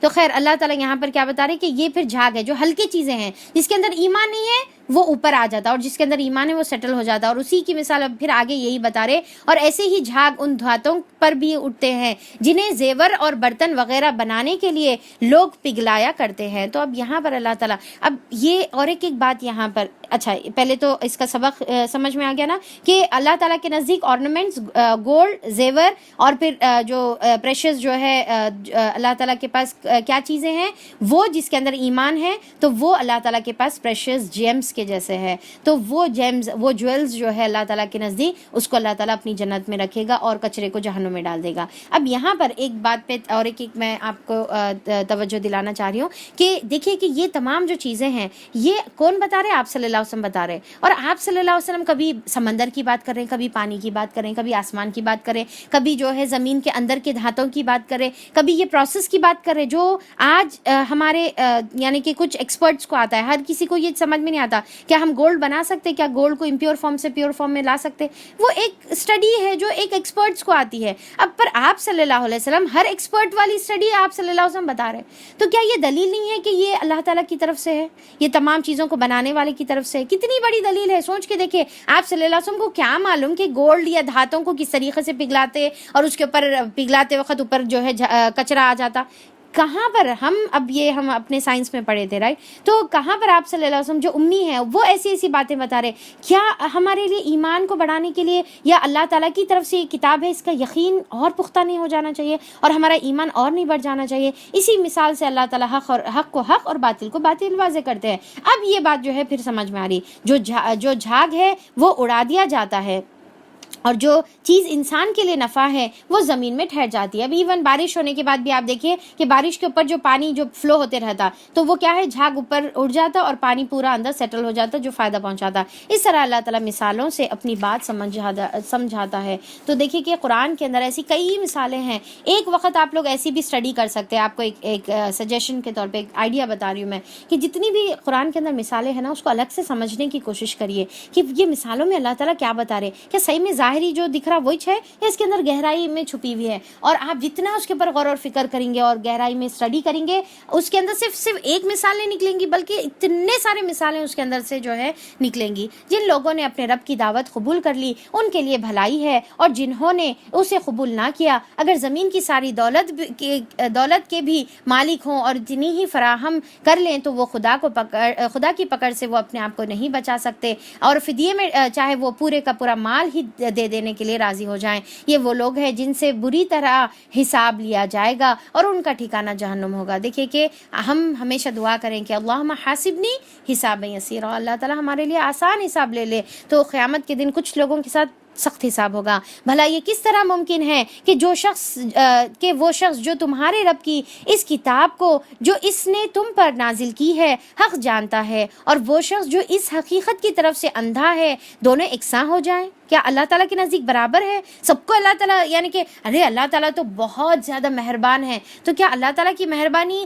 یہ ناانصافی کے اوپر رہیں گی کہ ایمان لانے والا اور ایمان نہیں لانے والا، عمل کرنے والا اور نہیں عمل کرنا سب کا ایک ہی فیصلہ کر دے؟ نصیحت تو دانش مند لوگ ہی قبول کیا کرتے ہیں، اور ان کا طرز عمل یہ ہوتا ہے کہ اللہ تعالیٰ کے ساتھ اپنے عہد کو پورا کرتے ہیں، اسے مضبوط باندھنے کے بعد توڑ ڈالتے ہیں، اسے مضبوط باندھنے کے بعد توڑ نہیں ڈالتے، سوری۔ اور یہاں پر اللہ تعالیٰ مومن کی کوالٹیز ڈسکرائب کرے، مومن کی کوالٹیز بیان کرے کہ کیا بتا رہے اللہ تعالیٰ کہ دانش مند ہی ایمان لاتے ہیں۔ پہلے آیت نمبر 19 کا اینڈ والا ورڈ دیکھیے، اولو الالباب جو ذکر کرے۔ اولو الالباب کا مطلب کیا ہے؟ عقل مند انسان، اور وہ کون سا عقل مند؟ یہ دنیا کے اعتبار سے نہیں، اللہ کے نزدیک عقل مند انسان۔ تو یہ 19 والی آیت کا پھر کنٹینیوشن ہے، الذین یوفون، کہ وہ لوگ ایسے ہیں جو کیا کرتے ہیں؟ عہد کو پورا کرتے ہیں۔ کون سا؟ اللہ تعالیٰ کی ایک عبادت کا جو کلمہ پڑھ کے عہد الست جو ہم سورہ اعراف میں پڑھے تھے اس کا پورا کرتے ہیں، اسے مضبوط باندھنے کے بعد توڑ نہیں ڈالتے۔ ان کی روش یہ ہوتی ہے کہ اللہ تعالیٰ جن روابط کو برقرار رکھنے کا حکم دیا ہے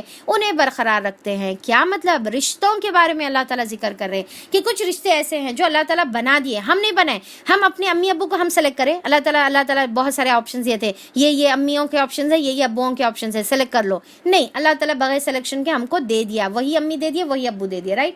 اور اسی طریقے سے اولاد ہمارے کو ہم سلیکشن سے ملی؟ نہیں، اللہ تعالیٰ ہمارے کو اولاد دے دیے، ٹھیک ہے۔ بھائی بہن سلیکشن سے ملے؟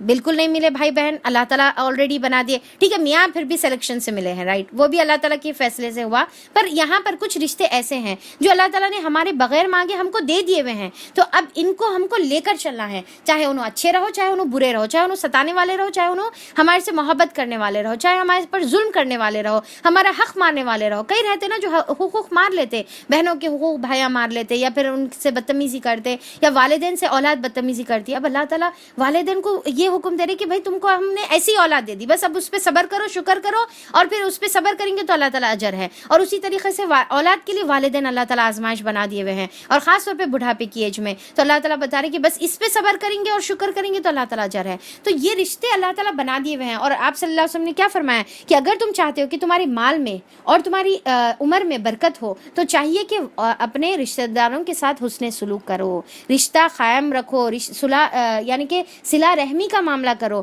کیونکہ صلہ رحمی توڑنے سے عمر میں کمی ہو جاتی ہے، اور عمر میں کمی کا مطلب کیا ہے؟ صحت کے ساتھ عمر میں کمی ہوتی ہے، اور دوسرا مال میں ہمیشہ برکت ختم ہو جاتی ہے۔ تو کتنا بھی چاہے کروڑوں کما لو پر مال میں برکت نہیں رہتی، اور صلہ رحمی کرنے سے تھوڑے سے مال میں بھی اللہ تعالیٰ بہت ساری برکتیں عطا فرما دیتے ہیں۔ ابن عمر رضی اللہ عنہ فرماتے ہیں کہ آپ صلی اللہ علیہ وسلم بتاتے ہیں کہ تقوی اور جس کے اندر تقوی اور صلہ رحمی ہوتی ہے، تقوی اور صلہ رحمی ہوتی ہے، تو اس کی موت میں اللہ تعالیٰ تاخیر کر دیتے ہیں، مال میں اللہ تعالیٰ اضافہ کر دیتے ہیں، اور اس کے گھر والے اس سے محبت کرنے لگتے ہیں۔ کس سے؟ جو تقوی اختیار کرتا ہے اور جو صلہ رحمی کرتا ہے، اس سے اس کے لیے یہ انعامات ہے اللہ تعالیٰ کی طرف سے، کہ مال میں اور برکت، اور پھر موت کی تاخیر، یعنی کہ موت لمبی ہوتے جاتی ہے، اور پھر گھر والے اس سے محبت کرنے رکھتے ہیں۔ تو اب دیکھیں کہ یہاں پر ہم کو صلہ رحمی کے لیے ایک تو معاملہ اچھا کرنا ہے، اب خاص طور پہ رمضان ہے تو یہاں پر ہم لوگ ایک دوسرے کا خیال کریں، خاص طور پہ جو غریب رشتہ دار ہیں، جو ضرورت مند رشتہ دار ہیں، ان کو کچھ دیں، اور جو مالدار بھی ہے ان کو بھی کوئی نہ کوئی چھوٹے موٹے جو بھی آپ اپنی استطاعت سے گفٹ کر سکتے ہیں، چھوٹی سی چیز بھی کیوں نہ ہو، ایک کھجور کا ڈبہ بھی اگر آپ بھیجا سکتے تو ایک کھجور کا ڈبہ بھی آپ بھیج دیں، یہ بھی آپ کی صلہ رحمی رہے گی، یہ بھی آپ کی طرف سے گفٹ رہے گا۔ اور خاص طور پہ پھر کیا ہے کہ ایون جیسا بچے بھی ہیں، تو آپ کے رشتہ دار بچے ہیں، اگر آپ کی استطاعت ہے آپ دے سکتے تو کچھ نہ کچھ ان کو عیدی دے دیں۔ پر آج کل کے بچے اتنے ناشکرے ہیں کہ 10 روپے دیے تو ہاں 10 روپے دیتے، تو اب آج کل کے بچے 100 سے پہلے تو مانتے ہی نہیں، اور میرے خیال سے 100 بھی بالکل کچھ بھی نہیں کے برابر ہے۔ ایک زمانہ تھا ہم تو 5 روپے لے کر بھی ہمارے بڑوں سے بڑے خوش ہو جاتے تھے، تو اب آج کل کے بچے اس پہ خوش نہیں ہو رہے۔ تو خیر ہم یہ بھی سکھائیں بچوں کو کہ تھوڑی بھی عیدی دے دے کوئی تو خوش ہو جائیں، ٹھیک ہے۔ تو خیر اب یہاں پر کیا ہے کہ یہ چیز بھی ہم اہتمام کریں اس کا، کہ ہم عیدی سے بھی جو ہے بچوں کا دل جیتے، بچوں کو اپنے قریب کریں، اس سے بڑی خوشی ہوتی ہے بچوں کو۔ اور پھر کیا ہے ہمارے مرنے کے بعد بھی یاد کرتے، وہ ہمارے نانی تھے جو ہم کو عیدی دیا کرتے تھے، یا وہ ہمارے جو بھی رشتہ دار ہے، تو پھر ہم اس کا بھی تھوڑا سا جتنی بھی اپنی استطاعت ہے اتنا اہتمام کریں، اور اپنے بچوں کو سکھائیں کہ جتنی ہے اس پر شکر ادا بھی کر لیں۔ تو چلیے پھر اس کے بعد اللہ تعالیٰ یہاں پر کیا فرما رہے ہیں کہ مومن کی کیا ہے کہ رشتوں کو جوڑنے والا ہوتا ہے، جس کو اللہ تعالیٰ نے حکم دیا ہے۔ دیکھیے یہ آپ اپنی مرضی سے نہیں کرے، یا آپ کر کے بڑا احسان نہیں کرے، یہ اللہ کا حکم ہے، یعنی کہ یہ فرض ہے آپ کے اوپر، کرنا ہے آپ کو، جیسے نمازیں فرض کی طرح آپ پڑھتے ہیں تو یہ بھی آپ کے اوپر فرض ہے، اور یہ آپ کو کرنا ہی کرنا ہے، آپ کے پاس دوسرا نو ادر آپشن کہ نہیں چاہے تو میں کروں یا نہیں کروں، نہیں آپ کو کرنا ہے، یہ فرض ہے آپ کے اوپر، اور نہیں کرنے پر قیامت میں پوچھ ہے۔ اور پھر دیکھیے کہ اتنے عبادتیں، اتنے روزے رہ رہے، میں اپنے رمضان کے پروگرام میں بھی آپ لوگوں کو بتائی تھی کہ اتنے ہم روزے رہیں گے، عبادتیں کریں گے، قرآن پڑھے، تراویح، تہجد، سب، اور اتنی دعا بھی کر رہے، سب کر رہے، پر رشتہ اگر توڑے ہوئے ہیں تو کچھ بھی قبول نہیں ہوگا، ٹھیک ہے، کچھ بھی قبول نہیں ہوگا، ایک عمل قبول نہیں ہوگا، چاہے آپ کتنی ہی عبادتیں کرتے رہو، وہ زمین اور آسمان کے درمیان لٹکتے رہتی ہے جب تک کہ وہ دو آپس میں صلح نہیں کر لیتے۔ جب وہ آپس میں صلح کر لیں گے تو پھر وہ چیز اللہ تعالیٰ قبول، اللہ کے پاس جب پہنچے گی تب قبول ہوگی نا، پہنچے گی نہیں تو کہاں سے قبول ہوگی۔ تو پھر اس کے بعد کیا ہے، اور ایک صفت، اپنے رب سے ڈرتے رہتے ہیں اور اس بات کا خوف رکھتے ہیں کہ کہیں ان سے بری طرح حساب نہ لیا جائے، اللہم حاسبنی حسابا یسیرا۔ تو یہ دعا کرتے رہنا ہے۔ آپ صلی اللہ علیہ وسلم خود یہ دعا کرتے تھے کہ اللہ تعالیٰ آسان حساب لے، تو آپ کرتے تھے تو ہم بھی کتنا کرنا چاہیے، رائٹ۔ تو پھر ان کا حال یہ ہوتا ہے کہ اپنے رب کی رضا کے لیے صبر سے کام لیتے ہیں، نماز قائم کرتے ہیں، یعنی کہ ہر چیز میں صبر کرتے ہیں تاکہ اللہ راضی ہو جائے۔ یعنی کہ اب اس میں کیا ہے کہ اللہ کی آزمائشوں کے اوپر، ہمارے سے کوئی چیز چھین جانے کے اوپر صبر کرتے ہیں تاکہ اللہ راضی ہو جائے، نماز قائم کرتے ہیں، اور ہمارے دیے ہوئے رزق میں سے علانیہ اور پوشیدہ خرچ کرتے ہیں۔ علانیہ یعنی کہ زکوٰۃ، اور پوشیدہ یعنی کہ چھپ کر صدقات، جو نفیل ہے، جو اللہ تعالیٰ کے ہی لیے ہونا چاہیے، اور کسی کے سامنے ظاہر بھی نہ کریں۔ اگر آپ کوئی صدقہ کریں تو آپ اپنوں کو بھی مت بتائیے، ایک کچھ عمل ایسے رکھیے نا جو آپ کے اور اللہ کے درمیان ہو، کسی کو بھی نہیں معلوم ہونا، اس طرح سے بند مٹھی صدقہ کر دینا، اور آپ کو بھی نہیں معلوم ہونا کہ آپ کتنا صدقہ کریں۔ ایک ایسا کر کے دیکھیے، اور ایک ایسا کریے کہ ٹھیک ہے معلوم ہے پر کس کو دے رہے آپ کسی کو بھی نہیں بتانے کا ہے، ٹھیک ہے، تو ایسا آپ صدقہ کر دیجئے۔ کسی کے جیسا آتا نا کہ ہمارے اسلاف میں کوئی تھے کہ بس بغیر کسی کو معلوم کرے رات کے اندھیرے میں تنہائی میں راشن ایک ایک گھر پہ جو ہے راشن پہنچا دیتے تھے، یعنی کہ ہر ٹائم ہر وہ ڈیٹ پر ان کو راشن مل جاتا تھا، ہر منتھ یہ چیز ہوتے جاتی تھی۔ اب سمجھ میں نہیں آتا تھا کہ کرنے والا کون ہے، پھر بعد میں جب ان کا انتقال ہو گیا تب معلوم ہوا ان کی یہ نیکی کا کہ اچھا سب کے راشن بند ہو گئے، تو اب سمجھ میں آیا کہ اچھا وہ شخص تھے جو کرتے تھے۔ تو اب یہاں پر ایسے عمل رہنا ہے جو ہمارے اور اللہ کے درمیان پوشیدہ، برائی کو بھلائی سے دفع کرتے ہیں۔ اور پھر کیا ہے کہ وَيَدْرَؤُونَ بِالْحَسَنَةِ السَّيِّئَةِ، کہ وہ دور کرتے ہیں کس کو، برائی کو نیکی سے، یعنی کہ برائی کر لیتے ہیں، فوری احساس ہوتا ہے، توبہ کرتے ہیں، اور ایک تو توبہ ہی خود نیکی ہو گئی، اور دوسرا کیا ہے کہ اچھے اخلاق سے، اچھے عمل سے، اچھے جو ہے معاملات سے جو ہے دور کر دیتے ہیں، یا سامنے والے کی برائی کو اچھے سے دفع کرتے ہیں۔ جیسے یوسف علیہ السلام کی کیا پیاری مثال گزر چکی ہے نا، کہ برائی پر برائی کرتے گئے پر انہوں صرف جواب کیسا دیا، اچھا ایسے جواب دیے، خاص طور پہ پھر رشتہ دار جو ہمارے سے برا برتاؤ کرتے ہیں ان کے ساتھ اچھائی سے برتاؤ کرنا ہے۔ آخرت کا گھر انہی لوگوں کے لیے ہے، ایسے یعنی ایسے باغ ہے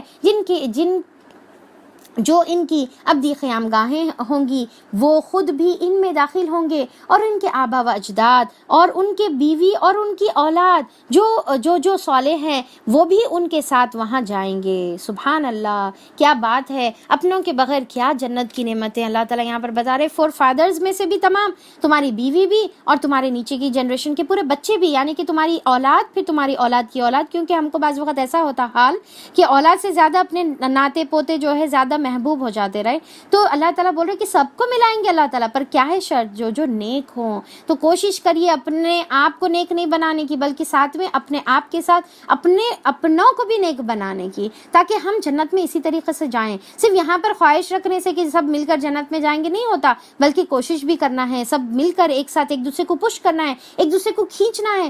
آپ آگے بڑھتے جا رہے، پیچھے لوگوں کو اپنے لوگوں کو چھوڑ دیا، آپ اپنے ہی والدین کو، اپنی اولاد کو، اپنی بیوی بچوں کو چھوڑ دیے، تو نہیں بلکہ آپ ان کو ساتھ لیں گے، ان کو کھینچیں گے، جس سے محبت ہے ان کو کھینچیں گے۔ ملائکہ ہر طرف سے ان کا استقبال کے لیے آئیں گے اور ان سے کہیں گے کہ تم پر سلامتی ہو، تم نے دنیا میں جس طرح صبر سے کام لیا اس کی بدولت آج تم اس کے مستحق بنے۔ یعنی کہ صبر سے جنت ہے، صبر کا بدلہ جنت ہے۔ یاد رکھ لیجئے، آج کی سیکھ لیجئے کہ صبر کا بدلہ جنت ہے۔ یہ صبر ہی ہمارے پاس نہیں ہے۔ اللہ اکبر، کیا بے صبرے ہیں اپن، کوئی چیز پر صبر نہیں کرتے، سامنے والے کے سینٹنس کو کمپلیٹ کرنے کے لیے بھی صبر نہیں کرتے۔ اللہ اکبر، تو اللہ تعالیٰ اس کی توفیق عطا فرمائے۔ بس کیا ہی خوب ہے یہ آخرت کا گھر۔ اب یہاں پر اللہ تعالیٰ بولے کیا خوبصورت ہے یہ گھر، جہاں پر سب ہے، سب نعمتیں بھی ہیں اور سب اپنے لوگ بھی ہے۔ اور دیکھیے کہ یاد رکھیے کہ قیامت میں جب جنت میں جنتی چلے جائیں گے تو اس کے بعد کچھ لوگ اونچی جنت میں رہیں گے اور کچھ نیچی جنت میں رہیں گے، اور وہاں پر پھر اونچی جنت والے نیچے آ کر ان سے ملاقات کریں گے یا اوپر بلا کر ملاقات کریں گے، پر وہ ٹیمپرری رہے گی، پھر سب کو اپنے اپنے عمل کے حساب سے جنت دی جائے گی۔ یعنی کہ وہاں پر پھر آپ کسی کا دامن پکڑ کے اوپر نہیں جا سکتے، اپنے خود کے اعمال کر لینا ہے یہاں پر، اپنی خود کی محنت کوشش کرنا ہے یہاں پر۔ آخر کار رہے وہ لوگ جو عہد کو مضبوط باندھ لینے کے بعد اسے توڑ ڈالتے ہیں۔ اب یہاں پر اپوزٹ اللہ تعالیٰ بتا رہے ہیں کافر کی کوالٹیز، جو ان رابطوں کو کاٹ دیتے ہیں جنہیں اللہ تعالیٰ نے جوڑنے کا حکم دیا ہے، یعنی کہ صلہ رحمی کے بدل خطا رحمی کر دیتے ہیں، رشتوں کو توڑ دیتے ہیں۔ آج کے بعد تمہارا منہ میں نہیں دیکھتی ہوں، تم میرے واسطے مر گئے، انہوں میرے واسطے ایسا، انہوں میرے واسطے ویسا، ان کی شادی میں نے جاتی، ان کے گھر میں قدم میں نے رکھتی، ان کی سیڑھی میں نے چڑھتی، اور پھر انہوں میرے پاس آنا نہیں، انہوں میرے کو دکھنا نہیں۔ تو یہ تمام چیزیں تو اللہ کیا بول رہے ہیں یہاں پر، جس کو جوڑنے کا حکم دیا تھا اس کو توڑتے ہیں اور زمین میں فساد پھیلاتے ہیں اور لعنت کے مستحق ہیں۔ اب یہاں پر کیا ہے، ایسے لوگوں پر اللہ کی لعنت ہے، ایسے لوگ اللہ تعالیٰ کی رحمت سے دور ہیں، ہمیشہ زندگی میں پریشانیوں میں ملوث رہتے۔ کیونکہ ان کے مال میں برکت نہیں رہتی۔ اللہ تعالیٰ بولے صلہ رحمی سے برکت رہے، مال میں برکت نہیں، صحت میں برکت نہیں، اولاد میں جو ہے یعنی کہ زندگی میں کوئی خوشی کی رمق نہیں ہے، اور کیونکہ اللہ تعالیٰ کیا بولے، گھر والے ان سے محبت کرتے ہیں جو صلہ رحمی کرتے ہیں۔ 3 پوائنٹس پڑھے تھے نا اپن، صلہ رحمی کرنے والوں سے گھر والے محبت کرتے ہیں، تو یہاں پر جو خطا رحمی کرتے ہیں ان کے خود گھر والے ان سے محبت نہیں کرتے، اور پھر اللہ تعالیٰ کی رحمتوں سے وہ مایوس ہو جاتے ہیں، تو اسی لیے پھر لعنت کے مستحق بن گئے، کیونکہ لعنت کے مستحق بن گئے، اور ان کے لیے آخرت میں بہت برا ٹھکانہ ہے۔ یعنی کہ یہ تو دنیا کی چیزیں ہیں، پھر آخرت میں بہت برا ٹھکانہ ہے۔ اللہ ہماری اس سے حفاظت کرے، اللہ تعالیٰ ہمارے دلوں کو بدل دے، ہمارے دلوں میں نرمی پیدا کر دے، ہم کو صلہ رحمی کی توفیق عطا فرما دے، اللہ تعالیٰ تمام دل کی کدورتوں کو اللہ تعالیٰ دور کر دے، ہمارے تمام لوگوں کو ایک دوسرے سے ملا دے، ہم کو جڑا دے اللہ تعالیٰ، اور ہمارے کو یہ عذاب سے، یہ لعنت سے دنیا اور آخرت کے بچا لے۔ اللہ جس کو چاہتا ہے رزق کی فراخی بخشتا ہے، اور جسے چاہتا ہے نپاتولا روزی دیتا ہے۔ یہ لوگ دنیا کی زندگی میں مگن ہیں، حالانکہ دنیا کی زندگی آخرت کے مقابلے میں ایک متاع خلیل کے سوا کچھ نہیں، ایک ڈراپ ہے، باقی کا پورا سمندر آخرت کی زندگی ہے۔ ایک تھوڑی سی زندگی کے پیچھے مگن رکھے ہوئے، بس دنیا کی کامیابی پر خوش ہیں، دنیا کی دولت اور شہرت پر خوش ہے، دنیا میں آگے بڑھنے کی جدوجہد میں لگے ہوئے، اور آخرت کو بھول جاتے ہیں۔ اور دنیا میں دیکھیں کہ کتنی محنت کرتے تھکتے نہیں، آخرت کی تھوڑی محنت کر کے تھک جاتے ہیں۔ یہ لوگ ہیں جنہوں نے رسالت محمدی کو ماننے سے انکار کر دیا ہے، کہتے ہیں اس شخص پر اس کے رب کی طرف سے کوئی نشانی کیوں نہ اتری، پھر نشانی کیوں نہ اتری۔ کہو اللہ جسے چاہتا ہے گمراہ کر دیتا دیتا ہے اور وہ اپنی طرف سے آنے کا راستہ اسی کو دکھاتا ہے جو اس کی طرف رجوع کرے۔ اب یہاں پر دیکھیے اللہ تعالیٰ یہ والا جو سینٹنس ہے کہ اللہ تعالیٰ یضل من یشاء، کہ ان اللہ یضل من یشاء، پھر اس کا ہی اللہ تعالیٰ ایکسپلینیشن کر رہے کیا کہ اللہ تعالیٰ دکھاتا ہے راستہ اس کو جو اس کی طرف رجوع کرتا ہے۔ بھئی آؤ، تم آؤ ایک طرف اللہ تعالیٰ کی طرف آنا، پلٹ کر تو دیکھو، پھر اللہ تعالیٰ تم کو راستہ دکھائے گا۔ ایسے ہی لوگ ہیں جنہوں نے اس نبی کی دعوت کو مان لیا اور ان کے دلوں کو اللہ تعالیٰ کے یاد سے اطمینان نصیب ہوتا ہے۔ کیا ہے بتا رہے یہاں پر، الذین آمنوا وتطمئن قلوبهم بذکر اللہ، بذکر اللہ، الا بذکر اللہ تطمئن القلوب، کہ بے شک اللہ تعالیٰ کے ذکر سے ہی دلوں کو سکون ملتا ہے۔ کیسا سکون ہے دیکھیے، ہم یہاں پر ہم کو کیا ہے کہ اللہ تعالیٰ کے ذکر یعنی کہ قرآن ہے، اللہ تعالیٰ کی نعمت جو دین ہے یہ ہم کو ملا ہوا ہے، اس کے آلریڈی سکون کو ہم انجوائے کر رہے ہیں، تو ہمارے کو اتنا سمجھ میں نہیں آتا۔ وہ لوگ جو اس سے دور تھے اور اس کے بعد اس کے قریب آتے ہیں تو ان کا آپ حال دیکھیے کہ آنکھوں سے آنسو چلے جاتے رہتے، ایک عجیب سی ٹرانکولیٹی ان کے اوپر جو ہے نازل ہوتے رہتی ہے، اللہ تعالیٰ کی طرف سے سکینت نازل ہوتے رہتی، اور یہ سکینت کہاں ہے؟ صرف اور صرف اللہ کے کلام میں ہے، اللہ کے ذکر میں ہے، اللہ کی محفلوں میں ہے۔ ہم کیا ہے کہ اس کو چھوڑ کر دوسری جگہ پر تلاش کرتے ہیں۔ افسوس کی بات ہے، آج افسوس کی بات ہے کہ ہم کیا سمجھتے ہیں سکون کیا ہے؟ میوزک میں ہے، سکون کیا ہے؟ یہاں وہاں تفریح کرنے میں ہے، سکون کیا ہے؟ باہر گھومنے پھرنے میں ہے، سکون دولت میں ہے، سکون شہرت میں ہے، سکون بڑے بنگلے میں ہے۔ آپ دیکھیں کہ بڑے سے بڑے بنگلے بھی کیوں نہ ہو، وہاں کے لوگ نیند کی دوائیں کھا کھا کر سوتے ہیں۔ کیوں؟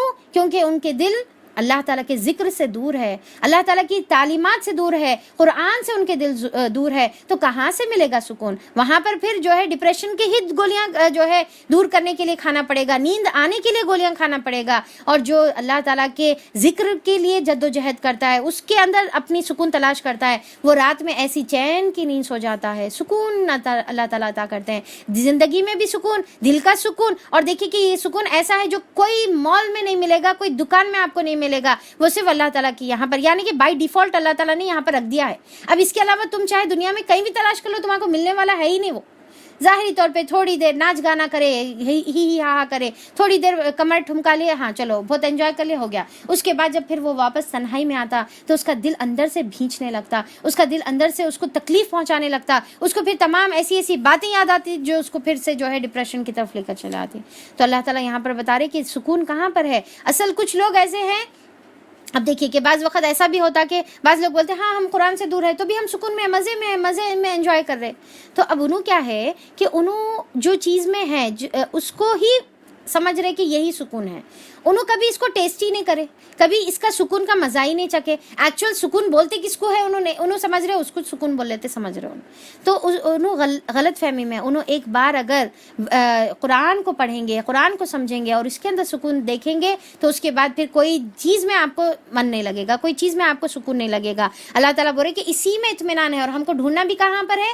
یہیں پر ڈھونڈنا چاہیے۔ اگر ہم کبھی بے سکونی کی کیفیت میں آ گئے، اگر ہم کو کوئی ہرٹ کر دیے، کوئی تکلیف پہنچ گئی، کوئی آزمائش آ گئی، تو فوری کہاں رجوع کریں؟ اللہ کے ذکر کی طرف رجوع کریں، اللہ کی یاد کی طرف رجوع کریں، قرآن پڑھنا شروع کر دیں، قرآن کو جو ہے سمجھنا شروع کر دیں، قرآن کے اندر غور و فکر کرنا شروع کر دیں، یا پھر اللہ تعالیٰ کی طرف رجوع ہو کر دعائیں کرنا شروع کر دیں۔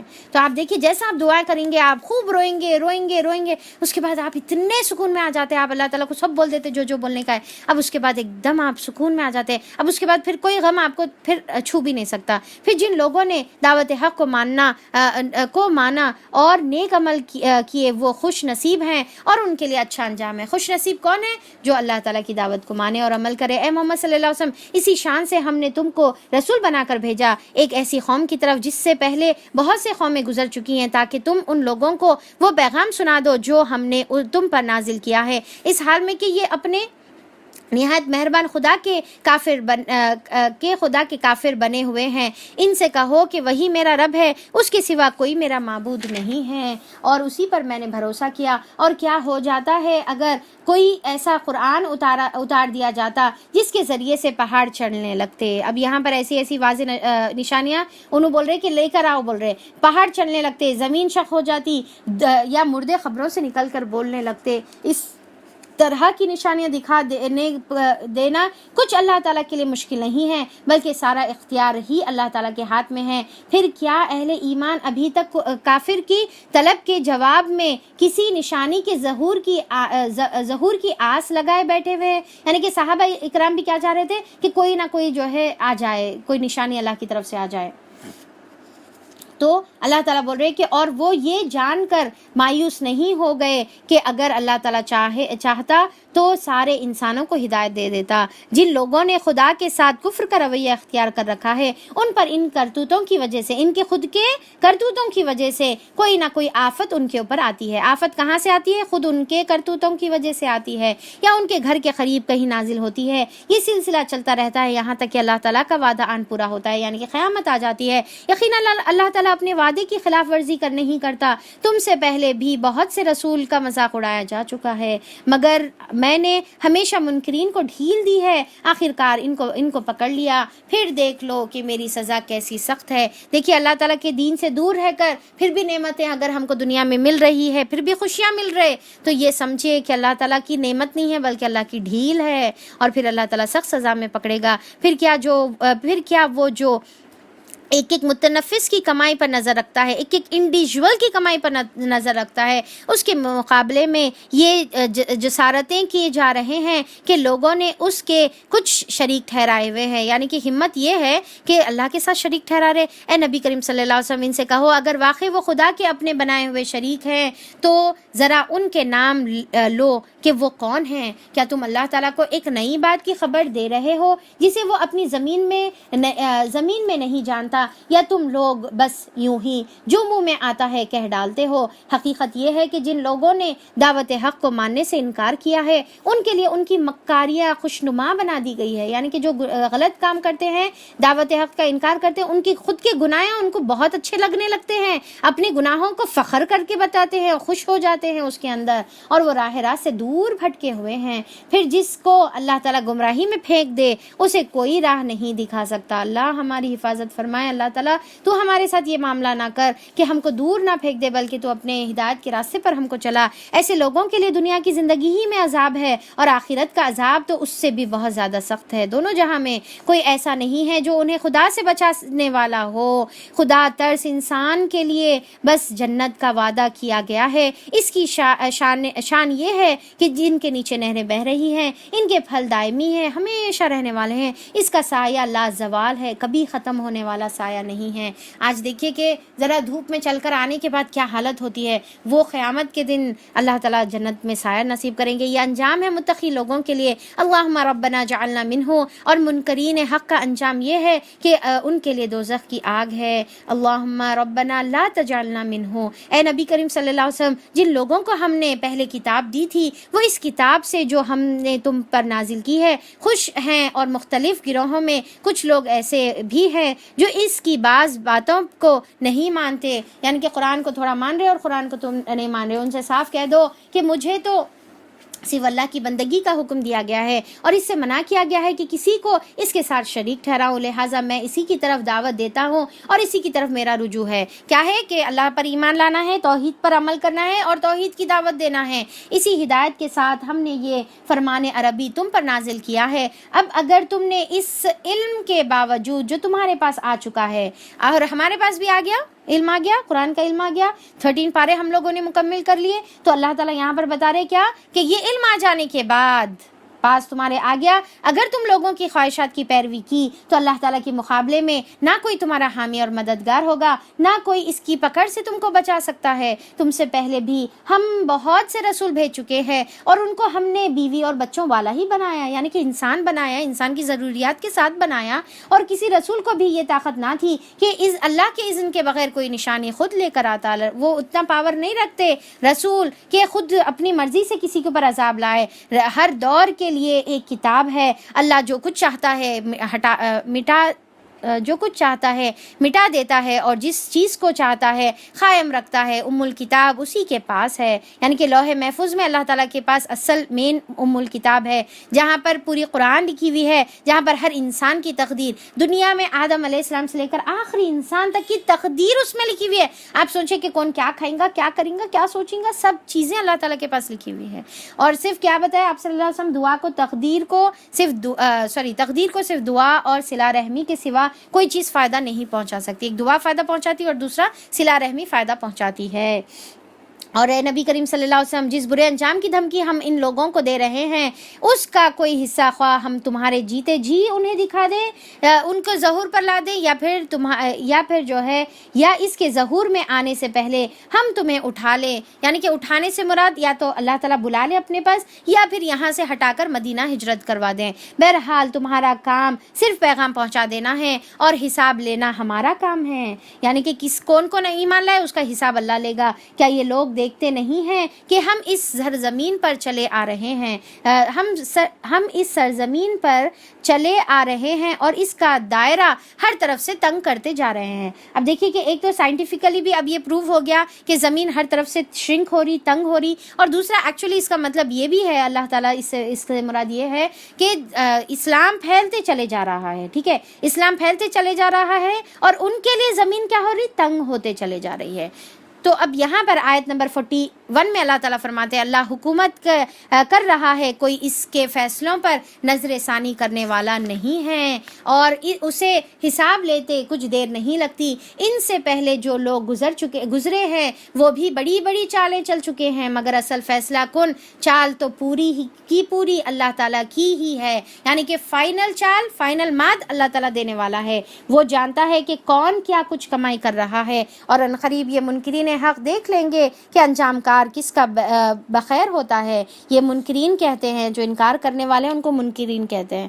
یہ منکرین کہتے ہیں تم خدا کے بھیجے ہوئے نہیں ہو، کہو میرے اور تمہارے درمیان اللہ کی گواہی کافی ہے، اور پھر ہر اس شخص کی گواہی جو کتاب آسمانی کا علم رکھتے ہیں. یعنی کہ اہل کتاب کو بھی معلوم ہے کہ آپ صلی اللہ علیہ وسلم برحق رسول ہیں. اس کے بعد ہمارا سورہ رعد ختم ہوتا ہے اور ابراہیم جو اس کی جوڑی ہے ہم اس کی طرف بڑھتے ہیں، اور یہ بھی آخری زمانے 10 to 13 کے بیچ کا زمانے کا سورہ ہے. اور اس کے اندر اب یہاں پر تذکیر بالایام اللہ سے بتایا جائے گا.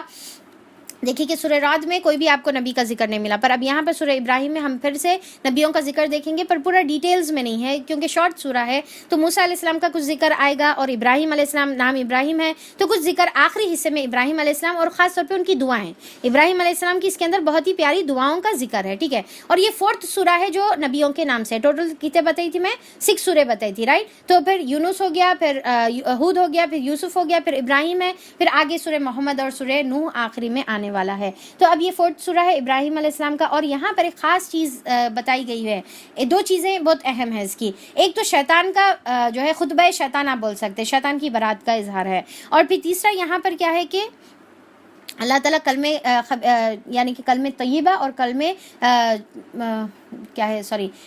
طیبہ اور خبیث کلمے کا اس کے اندر ذکر ہے. یعنی کہ طیب شجر اور خبیث شجر کا ذکر ہے. تو ٹھیک ہے، تو اب یہاں پر ہم اس کو 7، کیونکہ یہ سورہ 7 رکوعات پر مشتمل ہے، 7 رکوع ہے اس کے اندر، اور پریویس جو سورہ تھا وہ 6 رکوع پر تھا. ٹھیک ہے، تو اب یہ 7 رکوع، تو ہر ایک رکوع ایک اپنی الگ الگ ٹاپک رکھتا ہے. اس کو ہم الگ الگ رکوع کے حساب سے پارٹس میں ڈیوائڈ کریں گے. یعنی کہ ہر رکوع ایک پارٹ رہیں گا. اور پھر اس سے پہلے کا جو سورہ تھا سورہ رعد، اس میں اسی لیے ڈیوائڈ نہیں کری کیونکہ وہ ایک کمپلیٹ مکمل ایک ہی چیز کا خطبہ ہے، نعمتوں کا اللہ تعالیٰ ذکر کرے. انشاءاللہ اس کا بھی کچھ میں حصہ بناؤں گی تو آپ لوگوں کو بتاؤں گی. تو چلیے، پہلے حصے میں قرآن کا انٹروڈکشن ہے، پھر اس کے بعد موسیٰ علیہ السلام اور دوسرے انبیاء کا ذکر ہے 2nd رکوع میں. 3rd رکوع میں پھر کفار سے مخاطب کیا گیا ہے اور آپ صلی اللہ علیہ وسلم مخاطب کر کے ان کو بات سمجھا رہے ہیں. اور پھر 4تھے رکوع میں شیطان کا خطبہ آئے گا اور کلمے کے طیبہ کا ذکر آئے گا. 5ویں رکوع میں نعمتوں کا ذکر ہے. 6th رکوع میں ہم دیکھیں گے ابراہیم علیہ السلام کی دعا، اور 7th رکوع میں انکار کرنے والوں کے لیے عذاب. تو چلیے، یہ صرف شارٹ ایک تمہید تھی. اس کے بعد ہم سٹارٹ کرتے ہیں. بسم اللہ الرحمن الرحیم. الف لام را کتاب انزلناه الیک لتخرج الناس من الظلمات الى النور بإذن ربهم إلى صراط العزيز الحميد. الف لام را، اے محمد صلی اللہ علیہ وسلم یہ کتاب، یہ ایک کتاب ہے جس کو ہم نے تمہاری طرف نازل کیا ہے۔ کیوں نازل کیا؟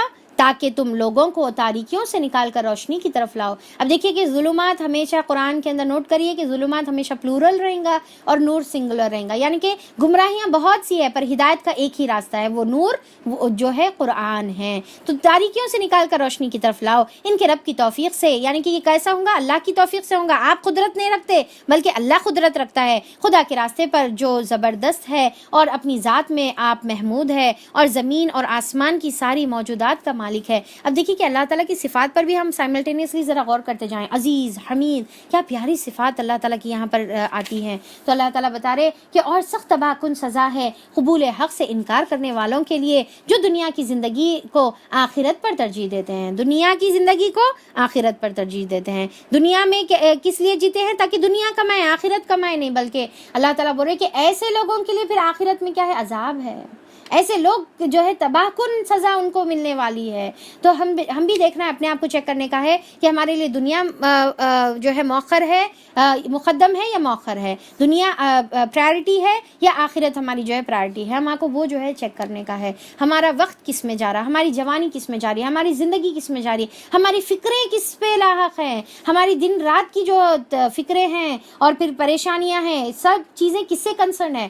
آخرت کی فکریں لاحق ہے یا بس دنیا کی فکریں؟ بھائی کیا کرنا، کیا کرنا، کیا پکانا، کیا جو ہے کیسا کمانا، کیسا دولت جمانا، اور کیسا یہ خریدوں اور کیسا وہ خریدوں، اور کیسا جو ہے اپنا نام روشن کروں، کیسا اپنا یہ تمام چیزیں اسی میں ملوث ہیں۔ اللہ تعالیٰ بتا رہے کہ ایسے لوگ کے بارے میں اللہ تعالیٰ بول رہے جو لوگ اللہ کے راستے سے لوگوں کو روکتے رہتے ہیں اور چاہتے ہیں کہ یہ راستہ ان کی خواہشات کے مطابق ٹیڑھا ہو جائے، یہ لوگ گمراہی میں بہت دور نکل گئے ہیں۔ ہم نے اپنا پیغام دینے کے لیے جب کبھی کوئی رسول بھیجا، اس نے اپنی قوم ہی کی زبان میں پیغام دیا تاکہ وہ انہیں اچھی طرح سمجھ سکے، یعنی کہ ان کو اچھی طریقے سے سمجھ میں آنے کے لیے اللہ تعالیٰ ان کو انہی کی زبان میں نازل فرماتے ہیں۔ پھر اللہ تعالیٰ جسے چاہتے ہیں بھٹکا دیتے ہیں اور جسے چاہتے ہیں ہدایت دیتے ہیں۔ اب دیکھیے کہ یہ جو آیت ہے فَيُضِلُّ اللَّهُ مَن يَشَاءُ، کہ اللہ تعالیٰ بھٹکا دیتا ہے جس سے وہ چاہتا ہے، یا پھر اس کا یہ بھی ہم سمجھ سکتے ہیں کہ اللہ تعالیٰ بھٹکا دیتا ہے جو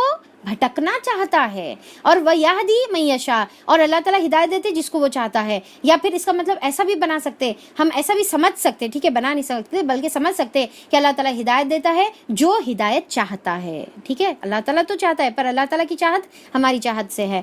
ہم نے اس سے پہلے موسیٰ علیہ السلام کو بھی اپنی نشانیوں کے ساتھ بھیجا، اسے بھی ہم نے حکم دیا تھا کہ اپنی قوم کو تاریکیوں سے نکال کر روشنی کی طرف لاؤ، انہیں تاریخ الہی کے سبق آموز واقعات سنا کر نصیحت کرو۔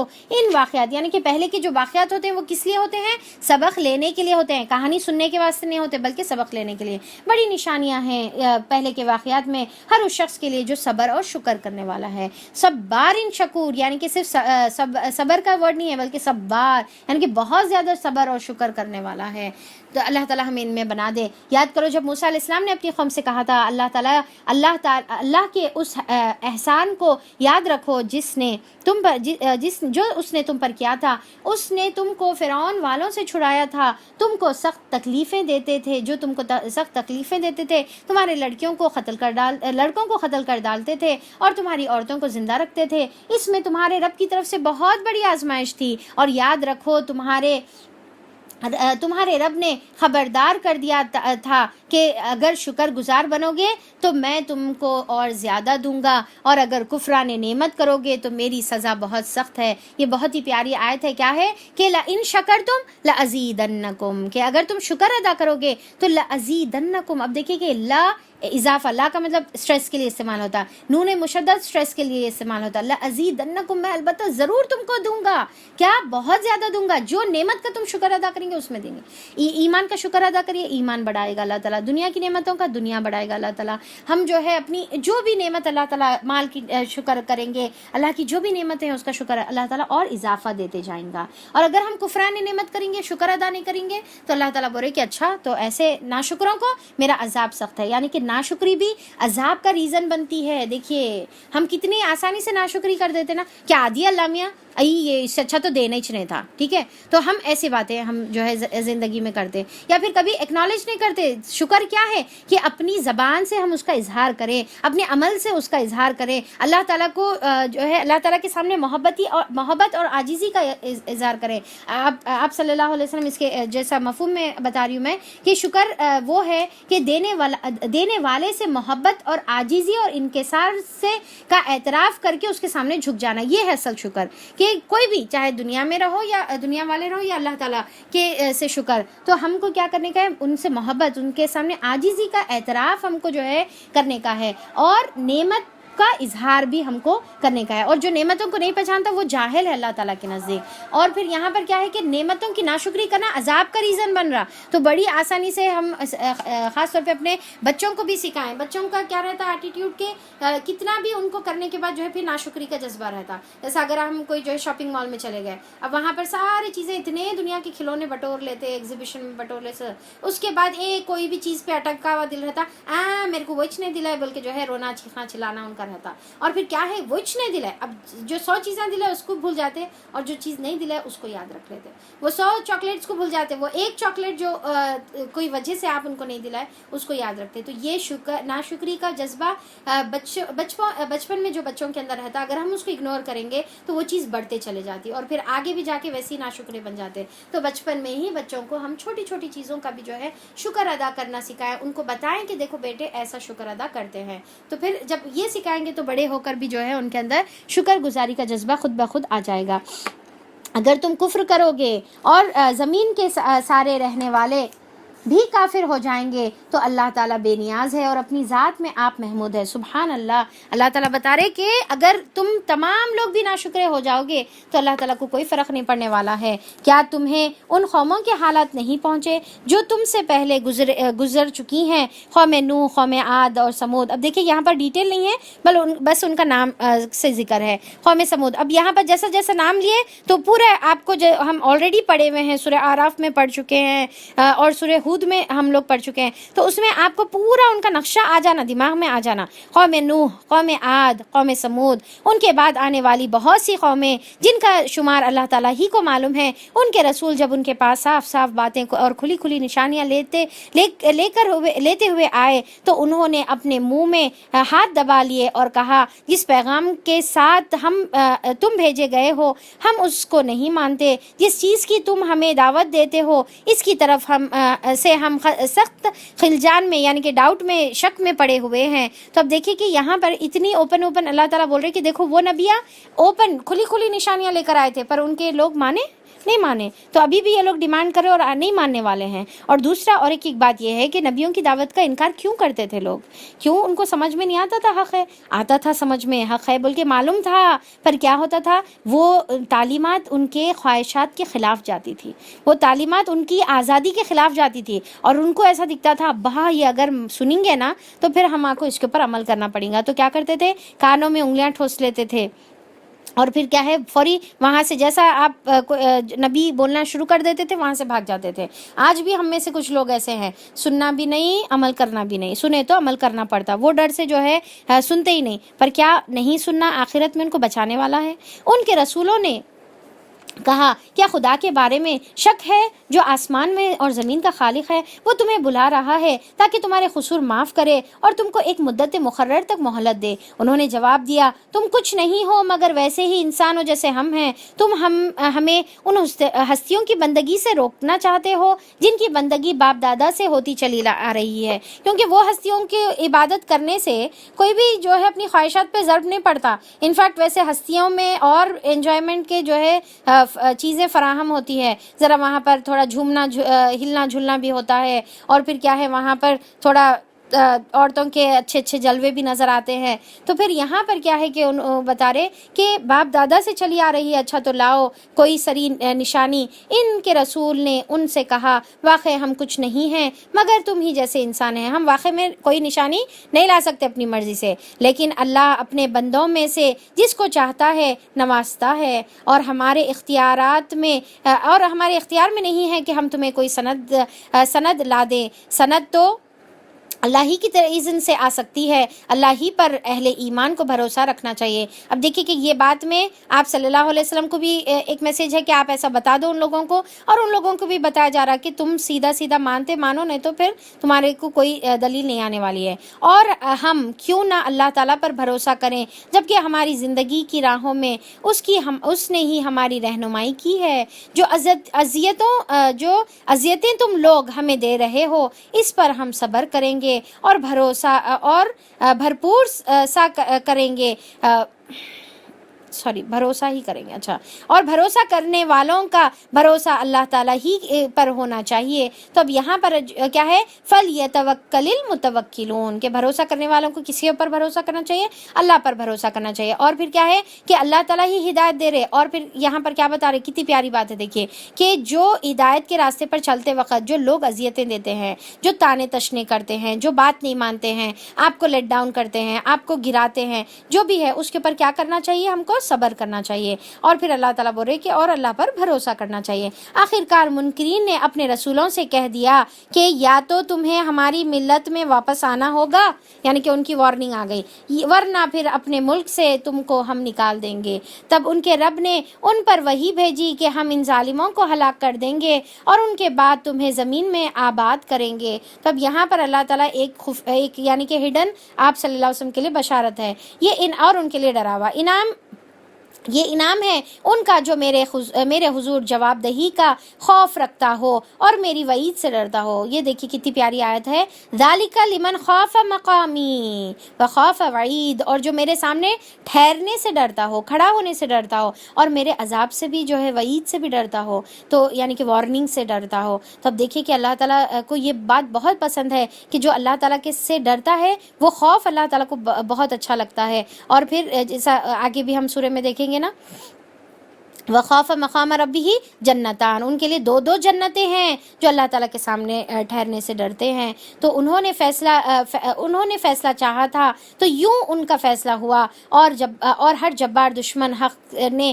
منہ کی کھائی، یعنی کہ اللہ تعالیٰ کے عذاب میں مبتلا ہو گئے۔ پھر اس کے بعد آگے ان کے لیے جہنم ہے، وہاں اسے کچ لہو کا سا پانی پینے کو دیا جائے گا، یعنی کہ خون اور پیپ میں ملا ہوا جو پانی ہے انہیں دیا جائے گا، جسے وہ زبردستی حلق سے اتارنے کی کوشش کریں گے۔ اللہ ہماری حفاظت کرے، اور مشکل ہی سے اتاریں گے۔ ایسے غسلین دیا جائے گا، ایسا پانی کھولتا ہوا اور خون اور پیپ میں ملا ہوا، اللہ اکبر، اور وہ بھی جہنمیوں کا ہی خون رہے گا جو ان کے جسموں سے نکل کر جو ہے جمع ہو جائے گا۔ اس سے پہلے بتایا گیا نا کہ اتنا روئیں گے جہنمی کہ وہ رونے، ان کے اتنے آنسو جمع ہوں گے کہ اگر اس پہ کشتی چلانے پڑی تو کشتی بھی چلے گی۔ موت ہر طرف سے ان پر چھائی رہی ہوگی، یعنی کہ ہر عذاب ایسا رہے گا جس سے موت چھائی رہی ہوگی، مگر وہ مرنے نہ پائیں گے، اور آگے ایک سخت عذاب اس کی جان کا لاگو رہے گا۔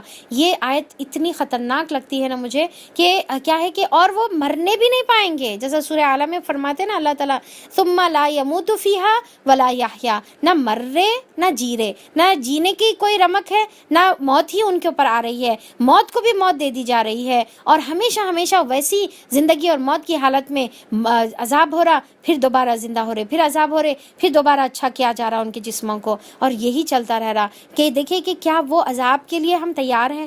پھر کیوں ہم دنیا میں بھول گئے ہوئے ہیں؟ اگر یہ یقین ہے کہ یہ ہونے والا ہے، اگر یہ معلوم ہے ہونے والا ہے، تو پھر کیا اس سے بچنے کی کچھ تیاری ہے؟ کیا ہم اس سے اللہ تعالیٰ کی پناہ طلب کر رہے، مانگ رہے، اپنے اعمال کچھ پیش کر رہے اللہ تعالیٰ کے نزدیک؟ کیونکہ اللہ تعالیٰ بول رہے کہ کچھ کوشش کریں گے تو دوں گا اللہ تعالیٰ۔ جیسا وہ ایک انسان تھا جو کنویں کے پاس جا کر پانی پی رہا تھا، وہاں پر ایک کتا آیا، اس کو انہیں اپنے جوتے میں وہ پانی پلا دیا، تو اس کے بدل اللہ تعالیٰ اس کو جہنم سے آزاد کر دیے۔ یعنی کہ اللہ تعالیٰ چاہ رہے کہ ہم کچھ نہ کچھ عمل کریں، کوئی نہ کوئی ہمارا عمل ہو جس کی وجہ سے اللہ تعالیٰ ہمارے لیے مغفرت کے فرمان جاری کرے۔ پر اب ہم کو کوشش کرتے رہنا ہے، اللہ کو کون سا ہمارا عمل پسند آ جائے کہ ہماری نجات کا سبب بن جائے۔ جن لوگوں نے اپنے رب سے کفر کیا ہے ان کے اعمال کی مثال اس راکھ کی سی ہے. دیکھیے کہ جو کفر کرے ان کے اعمال کی مثال، کتنے اعمال کیوں نہ کرو، کتنا صدقہ خیرات اچھے اعمال، والدین کی فرمانبرداری، کچھ بھی کرو، پر ان کے اعمال کی مثال کیا ہے؟ راکھ کے جیسی ہے جسے طوفانی دن کی آندھی نے اڑا دیا ہو اور وہ اپنے کیے کا کچھ بھی پھل وہاں نہیں پائیں گے. یہی پرلے درجے کی گمگشتگی ہے. کیا تم دیکھتے نہیں ہو کہ اللہ تعالیٰ نے آسمان اور زمین کی تخلیق کو برحق بنایا ہے؟ تو اصل جو گمراہی اور نقصان ہے وہ یہ ہے کہ انسان کے تمام اعمال جس کے اوپر وہ قیامت میں بھروسہ کر رہا ہوتا ہے وہ پورے برباد ہو جائے. وہ چاہتے تو تم لوگوں کو لے جائے اور ایک نئی خلقت تمہاری جگہ لے آئے. ایسا کرنا اس پر کچھ بھی دشوار نہیں ہے. اور یہ لوگ جب اکٹھے اللہ تعالیٰ کے سامنے بے نقاب ہوں گے. کیا خطرناک آیتیں ہیں نا، ایک سے ایک.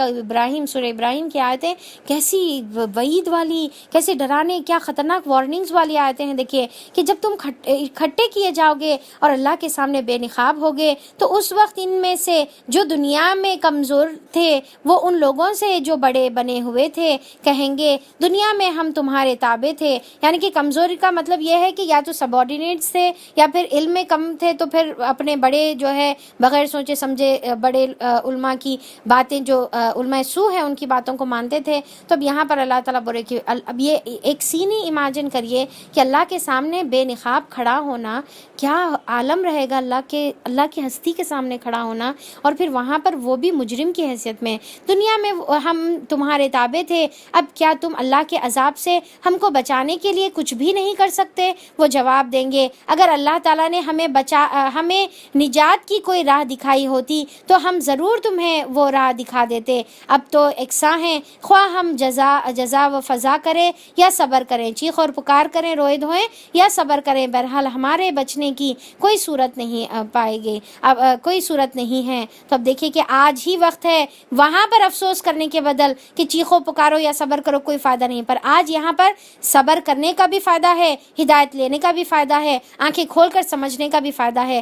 آج وہاں پر افسوس کرنے سے بہتر ہے کہ آج یہ فائدے کا، یہ موقع کا ہم جو ہے فائدہ اٹھا لیں. جب فیصلہ چکا دیا جائے گا تو شیطان اب یہاں پر خطبے کے لیے کھڑا ہوگا. اب دیکھیے شیطان کی بکواس یہاں پر اب سنیے آپ کہ شیطان جو ہے اور پھر کس چال کی، یعنی کہ کیسی برات کر رہا، کیا بدماشی. دیکھیے دنیا میں تو زندگی بھر بہکایا، قیامت میں کیا بولیں گا. دیکھیے جب فیصلہ چکا دیا جائے گا تو شیطان کہے گا حقیقت یہ ہے کہ اللہ تعالیٰ نے جو وعدہ تم سے کیے تھے وہ سب سچے ہیں، اور میں نے جتنے وعدے کیے تھے ان میں سے کوئی بھی پورا نہ کیا.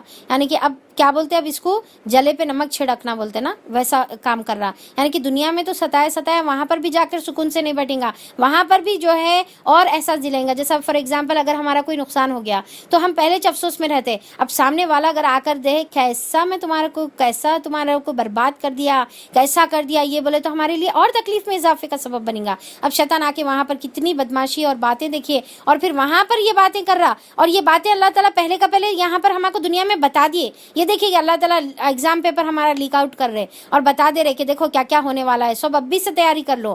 تو وہ کیا بولیں گا، جتنے وعدے میں تمہارے سے کرا تھا کون سے بھی پورا نہیں کرا، میرا تم پر کوئی زور نہ تھا. اب اور ایک بدماشی کی بات، اور ایک جو ہے اب یعنی کہ بدماشی کے علاوہ بھی اگر کوئی ورڈ ہے تو وہ بھی بول سکتے ہیں آپ کہ وہاں پر کیا بولیں گا کہ میرا تو تمہارے پر کوئی زور نہیں تھا. کیا میں تمہارے کو پکڑ کے کھینچ کے گناہ کرایا تھا؟ میرا تو زور نہیں تھا بھائی، میں تو کیا کرتا تھا، اس طرح آ کے کان میں صرف پھونک دیتا تھا، صرف بول دیتا تھا. میں نے اس کے سوا کچھ نہیں کیا کہ اپنے راستے کی طرف تمہیں دعوت دی. دیکھو آؤ یہاں پر مزے ہے، دیکھو انجوائمنٹ ہے، فل انجوائے کرتے تم، اور پھر اس میں فائدہ ہے، حرام کی کمائی میں فائدہ ہے، اس کے اندر جو ہے تمام جو ہے اچھی باتیں ہیں. تو یہ چیزیں میں تمہارے کو صرف اپنی راستے کی طرف بلاتا تھا اور تم نے میری دعوت پر لبیک کہا. تو کرنے والے کون تھے؟ اصل تم ہی ذمہ دار ہے، میرے کو تم ذمہ دار ٹھہرانے کی ضرورت نہیں ہے. اصل ذمہ دار تو تم ہے، کیونکہ میں تو تمہارے کو انوائٹ کرا، اب تمہارے پر تھا، آنا نہیں آنا تمہارے پر تھا. تم تو لپک کر آتے تھے، لبیک کر آتے تھے،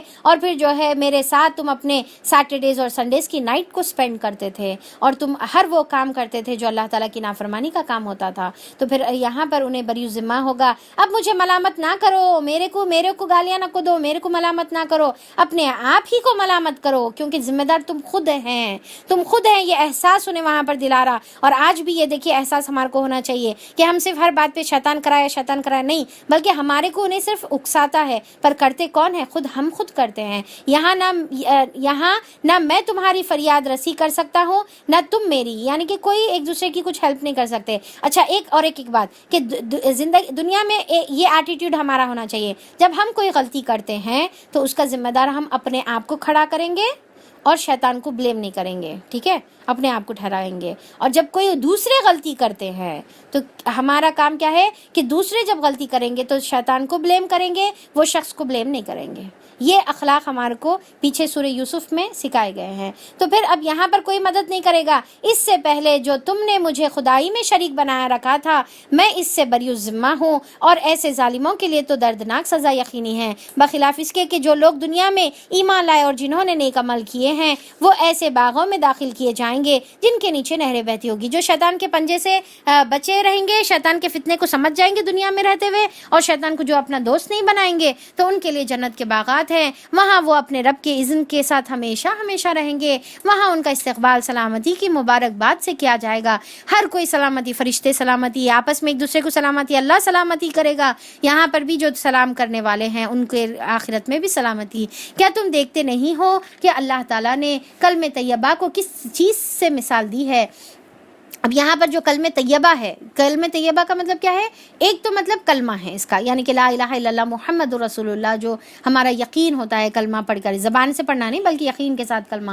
تو ایک تو مطلب یہ ہے. اور دوسرا, اللہ تعالیٰ ہر اچھی بات, اور ہر اچھی بات کا مطلب کیا ہے؟ سب سے اچھی بات کیا ہے؟ توحید کی بات ہے, ٹھیک ہے. تو ہر اچھی بات کلمہ طیبہ سے مثال دے رہے, تو یعنی کہ توحید سے مثال دے رہے, یا لا الہ الا اللہ آپ سمجھ سکتے ہیں. اس کی مثال ایک ایسی اچھی ذات کے درخت کی ہے, یعنی کہ اب شجرہ بھی کیسا ہے؟ طیب شجر کی اس کی مثال ہے, جس کی اچھی ذات کا درخت ہے, یعنی کہ اس کی کوالٹی, اس کی ذات مطلب سمجھ رہے نا, وہ اچھی گڈ کوالٹی کا جو ہے وہ درخت ہے, جس کی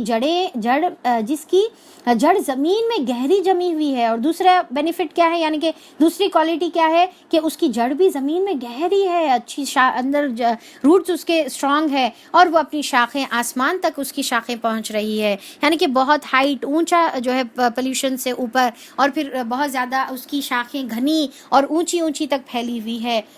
ہر آن وہ اپنے رب کے حکم کے ساتھ پھل دے رہا ہے, یعنی کہ ایور گرین ہے. ہر آن کا مطلب کیا ہے؟ ایور گرین ہے, پھل دے رہا ہے. تو اب یہ مثال اللہ تعالیٰ بتا رہے, یہ مثالیں اللہ اس لیے دیتا ہے کہ لوگ اس سے سبق لیں. تو اب یہاں پر دیکھیں کہ کوئی جھاڑ کی بات ایکچولی نہیں کی جا رہی ہے, ایکچولی یہ کیا ہے؟ اللہ تعالیٰ کمپیئر کر کے بتا رہے, ایک پیرابل اللہ تعالیٰ بتا رہے کہ جس کے دل میں ایمان ہوتا ہے, یعنی کہ گڈ کوالٹی آف درخت کا مطلب کیا ہے؟ اس کے دل کے اندر ایمان اچھے سے مضبوط ہوتا ہے, دل اس کا نفاق سے خالی ہوتا ہے, کفر سے خالی ہوتا ہے, اس کی توحید اس کے دل کے اندر جو ہے, یعنی کہ اس کا دل اچھی کوالٹی کا جو ہوتا ہے, تو پھر کیا ہے؟ اس کی شاخیں بھی جو ہے جمی ہوئی رہتی, یعنی کہ ہمیشہ استقامت سے وہ جمع ہوا رہتا, شیک نہیں ہوتا کبھی بھی. شاخیں جو گہری رہتی وہ کیا ہوتا ہے؟ وہ جھاڑ کبھی بھی شیک نہیں ہوتا, کتنی بھی ہوا, آندھی, طوفان کچھ بھی آ جائے, وہ اپنی مضبوطی سے جمع رہتا, کھڑا رہتا. تو اس کا مطلب یہ ہے کہ جو انسان جس کا دل اچھا ہے, اس دل کے اندر یقین ہے, اس کی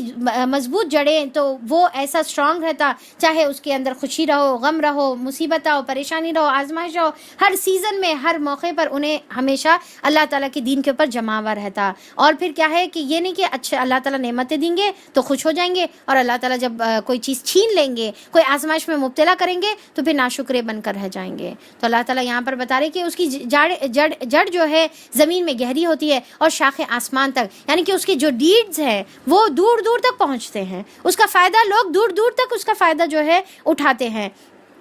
اور دوسرا اور ایک معنی کیا بنتا ہے کہ آسمان تک پہنچی ہوئی ہے, مطلب یہ کہ اس کا کانٹیکٹ آسمان تک ہے. کانٹیکٹ آسمان کا مطلب کیا ہے؟ اللہ سے کانٹیکٹ ہے اس کا ڈائریکٹ کانٹیکٹ, ہر چیز میں اللہ کی طرف رجوع ہونے والا, خوب دعائیں کرنے والا, اور وہ اپنی عمل کی وجہ سے یہ لیول تک پہنچ جاتا ہے کہ مجیب الدعا بن جاتا ہے. اس کے بعد اللہ تعالیٰ اس کی ہر دعا کو قبول کرتے ہیں, زبان سے نکالا کہ وہ چیز جو ہے پیش ہو گئی, یعنی کہ اللہ سے تعلق اسٹرانگ ہو جاتا ہے, ڈیولپ ہو جاتا ہے. اور پھر اس کے بعد کیا ہوتا ہے؟ ہر آن وہ جو ہے ایور ایور گرین پھل دیتے رہتا ہے، جسے دوسرے لوگ فائدہ اٹھاتے ہیں اور ہمیشہ فائدہ اٹھاتے ہیں. اور پھر یہ نہیں کہ اب جیسا ہم ہے نا کہ ہمیشہ جو ہے ہمیشہ کیا ہم بھی چیک کرنا ہے کہ ہمیشہ اسمائل کرتے رہتے.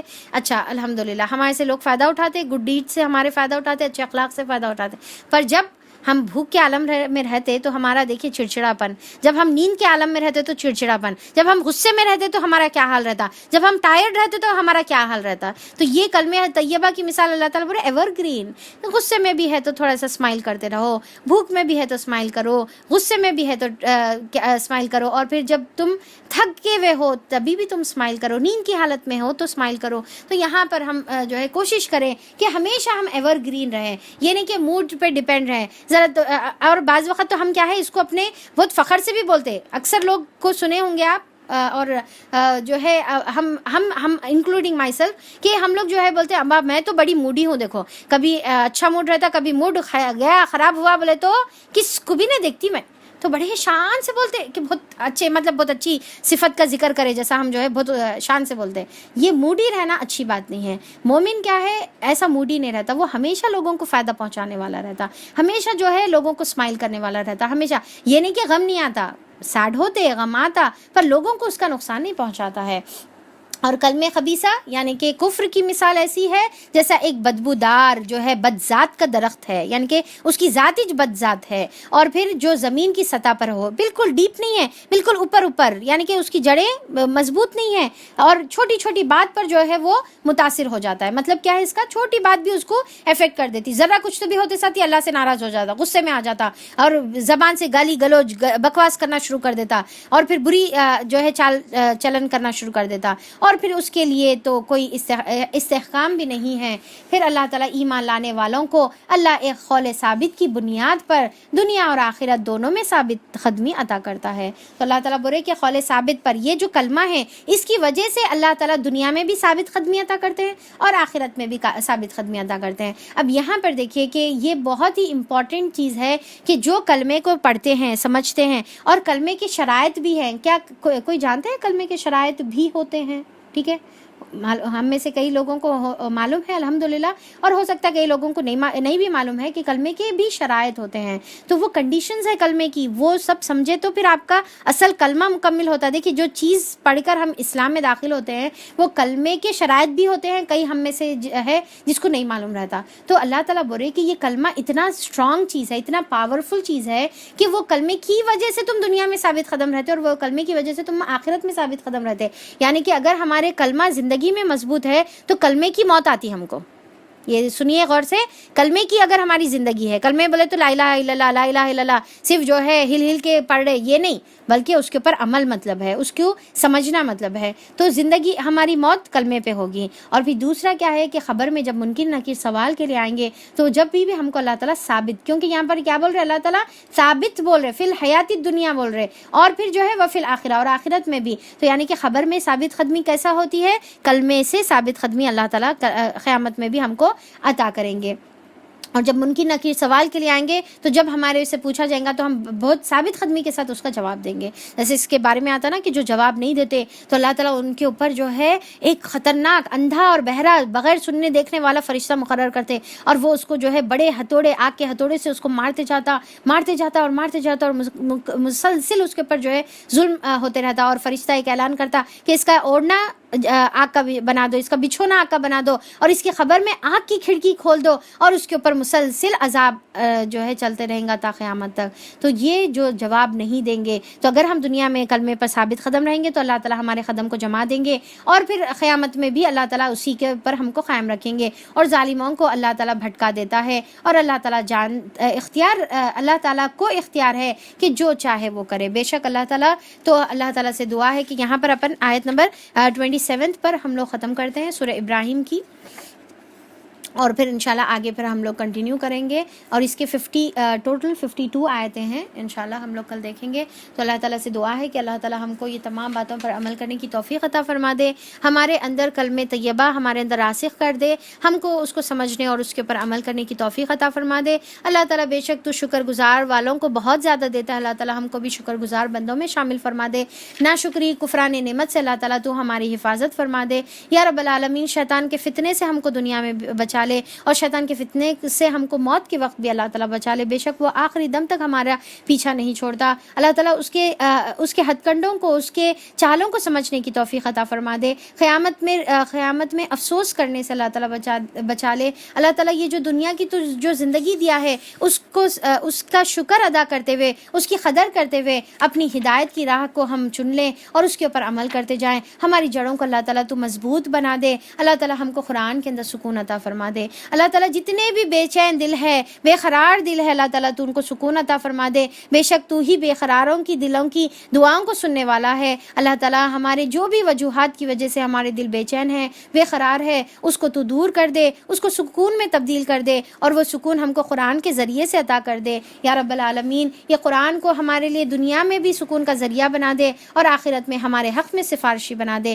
بے شک قرآن اور روزہ آخرت میں انسان کی سفارش کرتا ہے. اللہ تعالیٰ یہ دونوں کو ہمارے حق میں سفارش کرنے والا بنا دے اور ہم کو تمام باتوں پر صبر کرنے کی توفیق عطا فرما دے. اللہ تعالیٰ تو نے جنت کا ذکر کیا ہے، جہنم کا ذکر کیا ہے. اللہ تعالیٰ وہ تمام جنت کی نعمتوں کو ہم کو عطا کر دے اور جہنم کے تمام عذابات سے، وہ خون کے پانی سے اور وہ گرم آگ سے، اللہ تعالیٰ ہر قسم کے عذابات سے اللہ تعالیٰ تو ہماری حفاظت فرما دے یا رب العالمین. ابھی تیری طرف پلٹنے والے، تیری طرف رجوع کرنے والے اور تیری طرف توبہ کرنے والے ہم کو بنا دے. اللہ تعالیٰ ہم کو اہل اللہ میں شامل فرما دے، ہم کو قرآن والوں میں شامل فرما دے. آمین ثم آمین. وآخر دعوانا ان الحمد للہ رب العالمین. سبحان ربک رب العزت عما یصفون وسلام علی المرسلین والحمد للہ رب العالمین. سبحان ربک رب العزت عما یصفون وسلام علی المرسلین والحمد للہ رب العالمین. السلام علیکم ورحمۃ اللہ وبرکاتہ.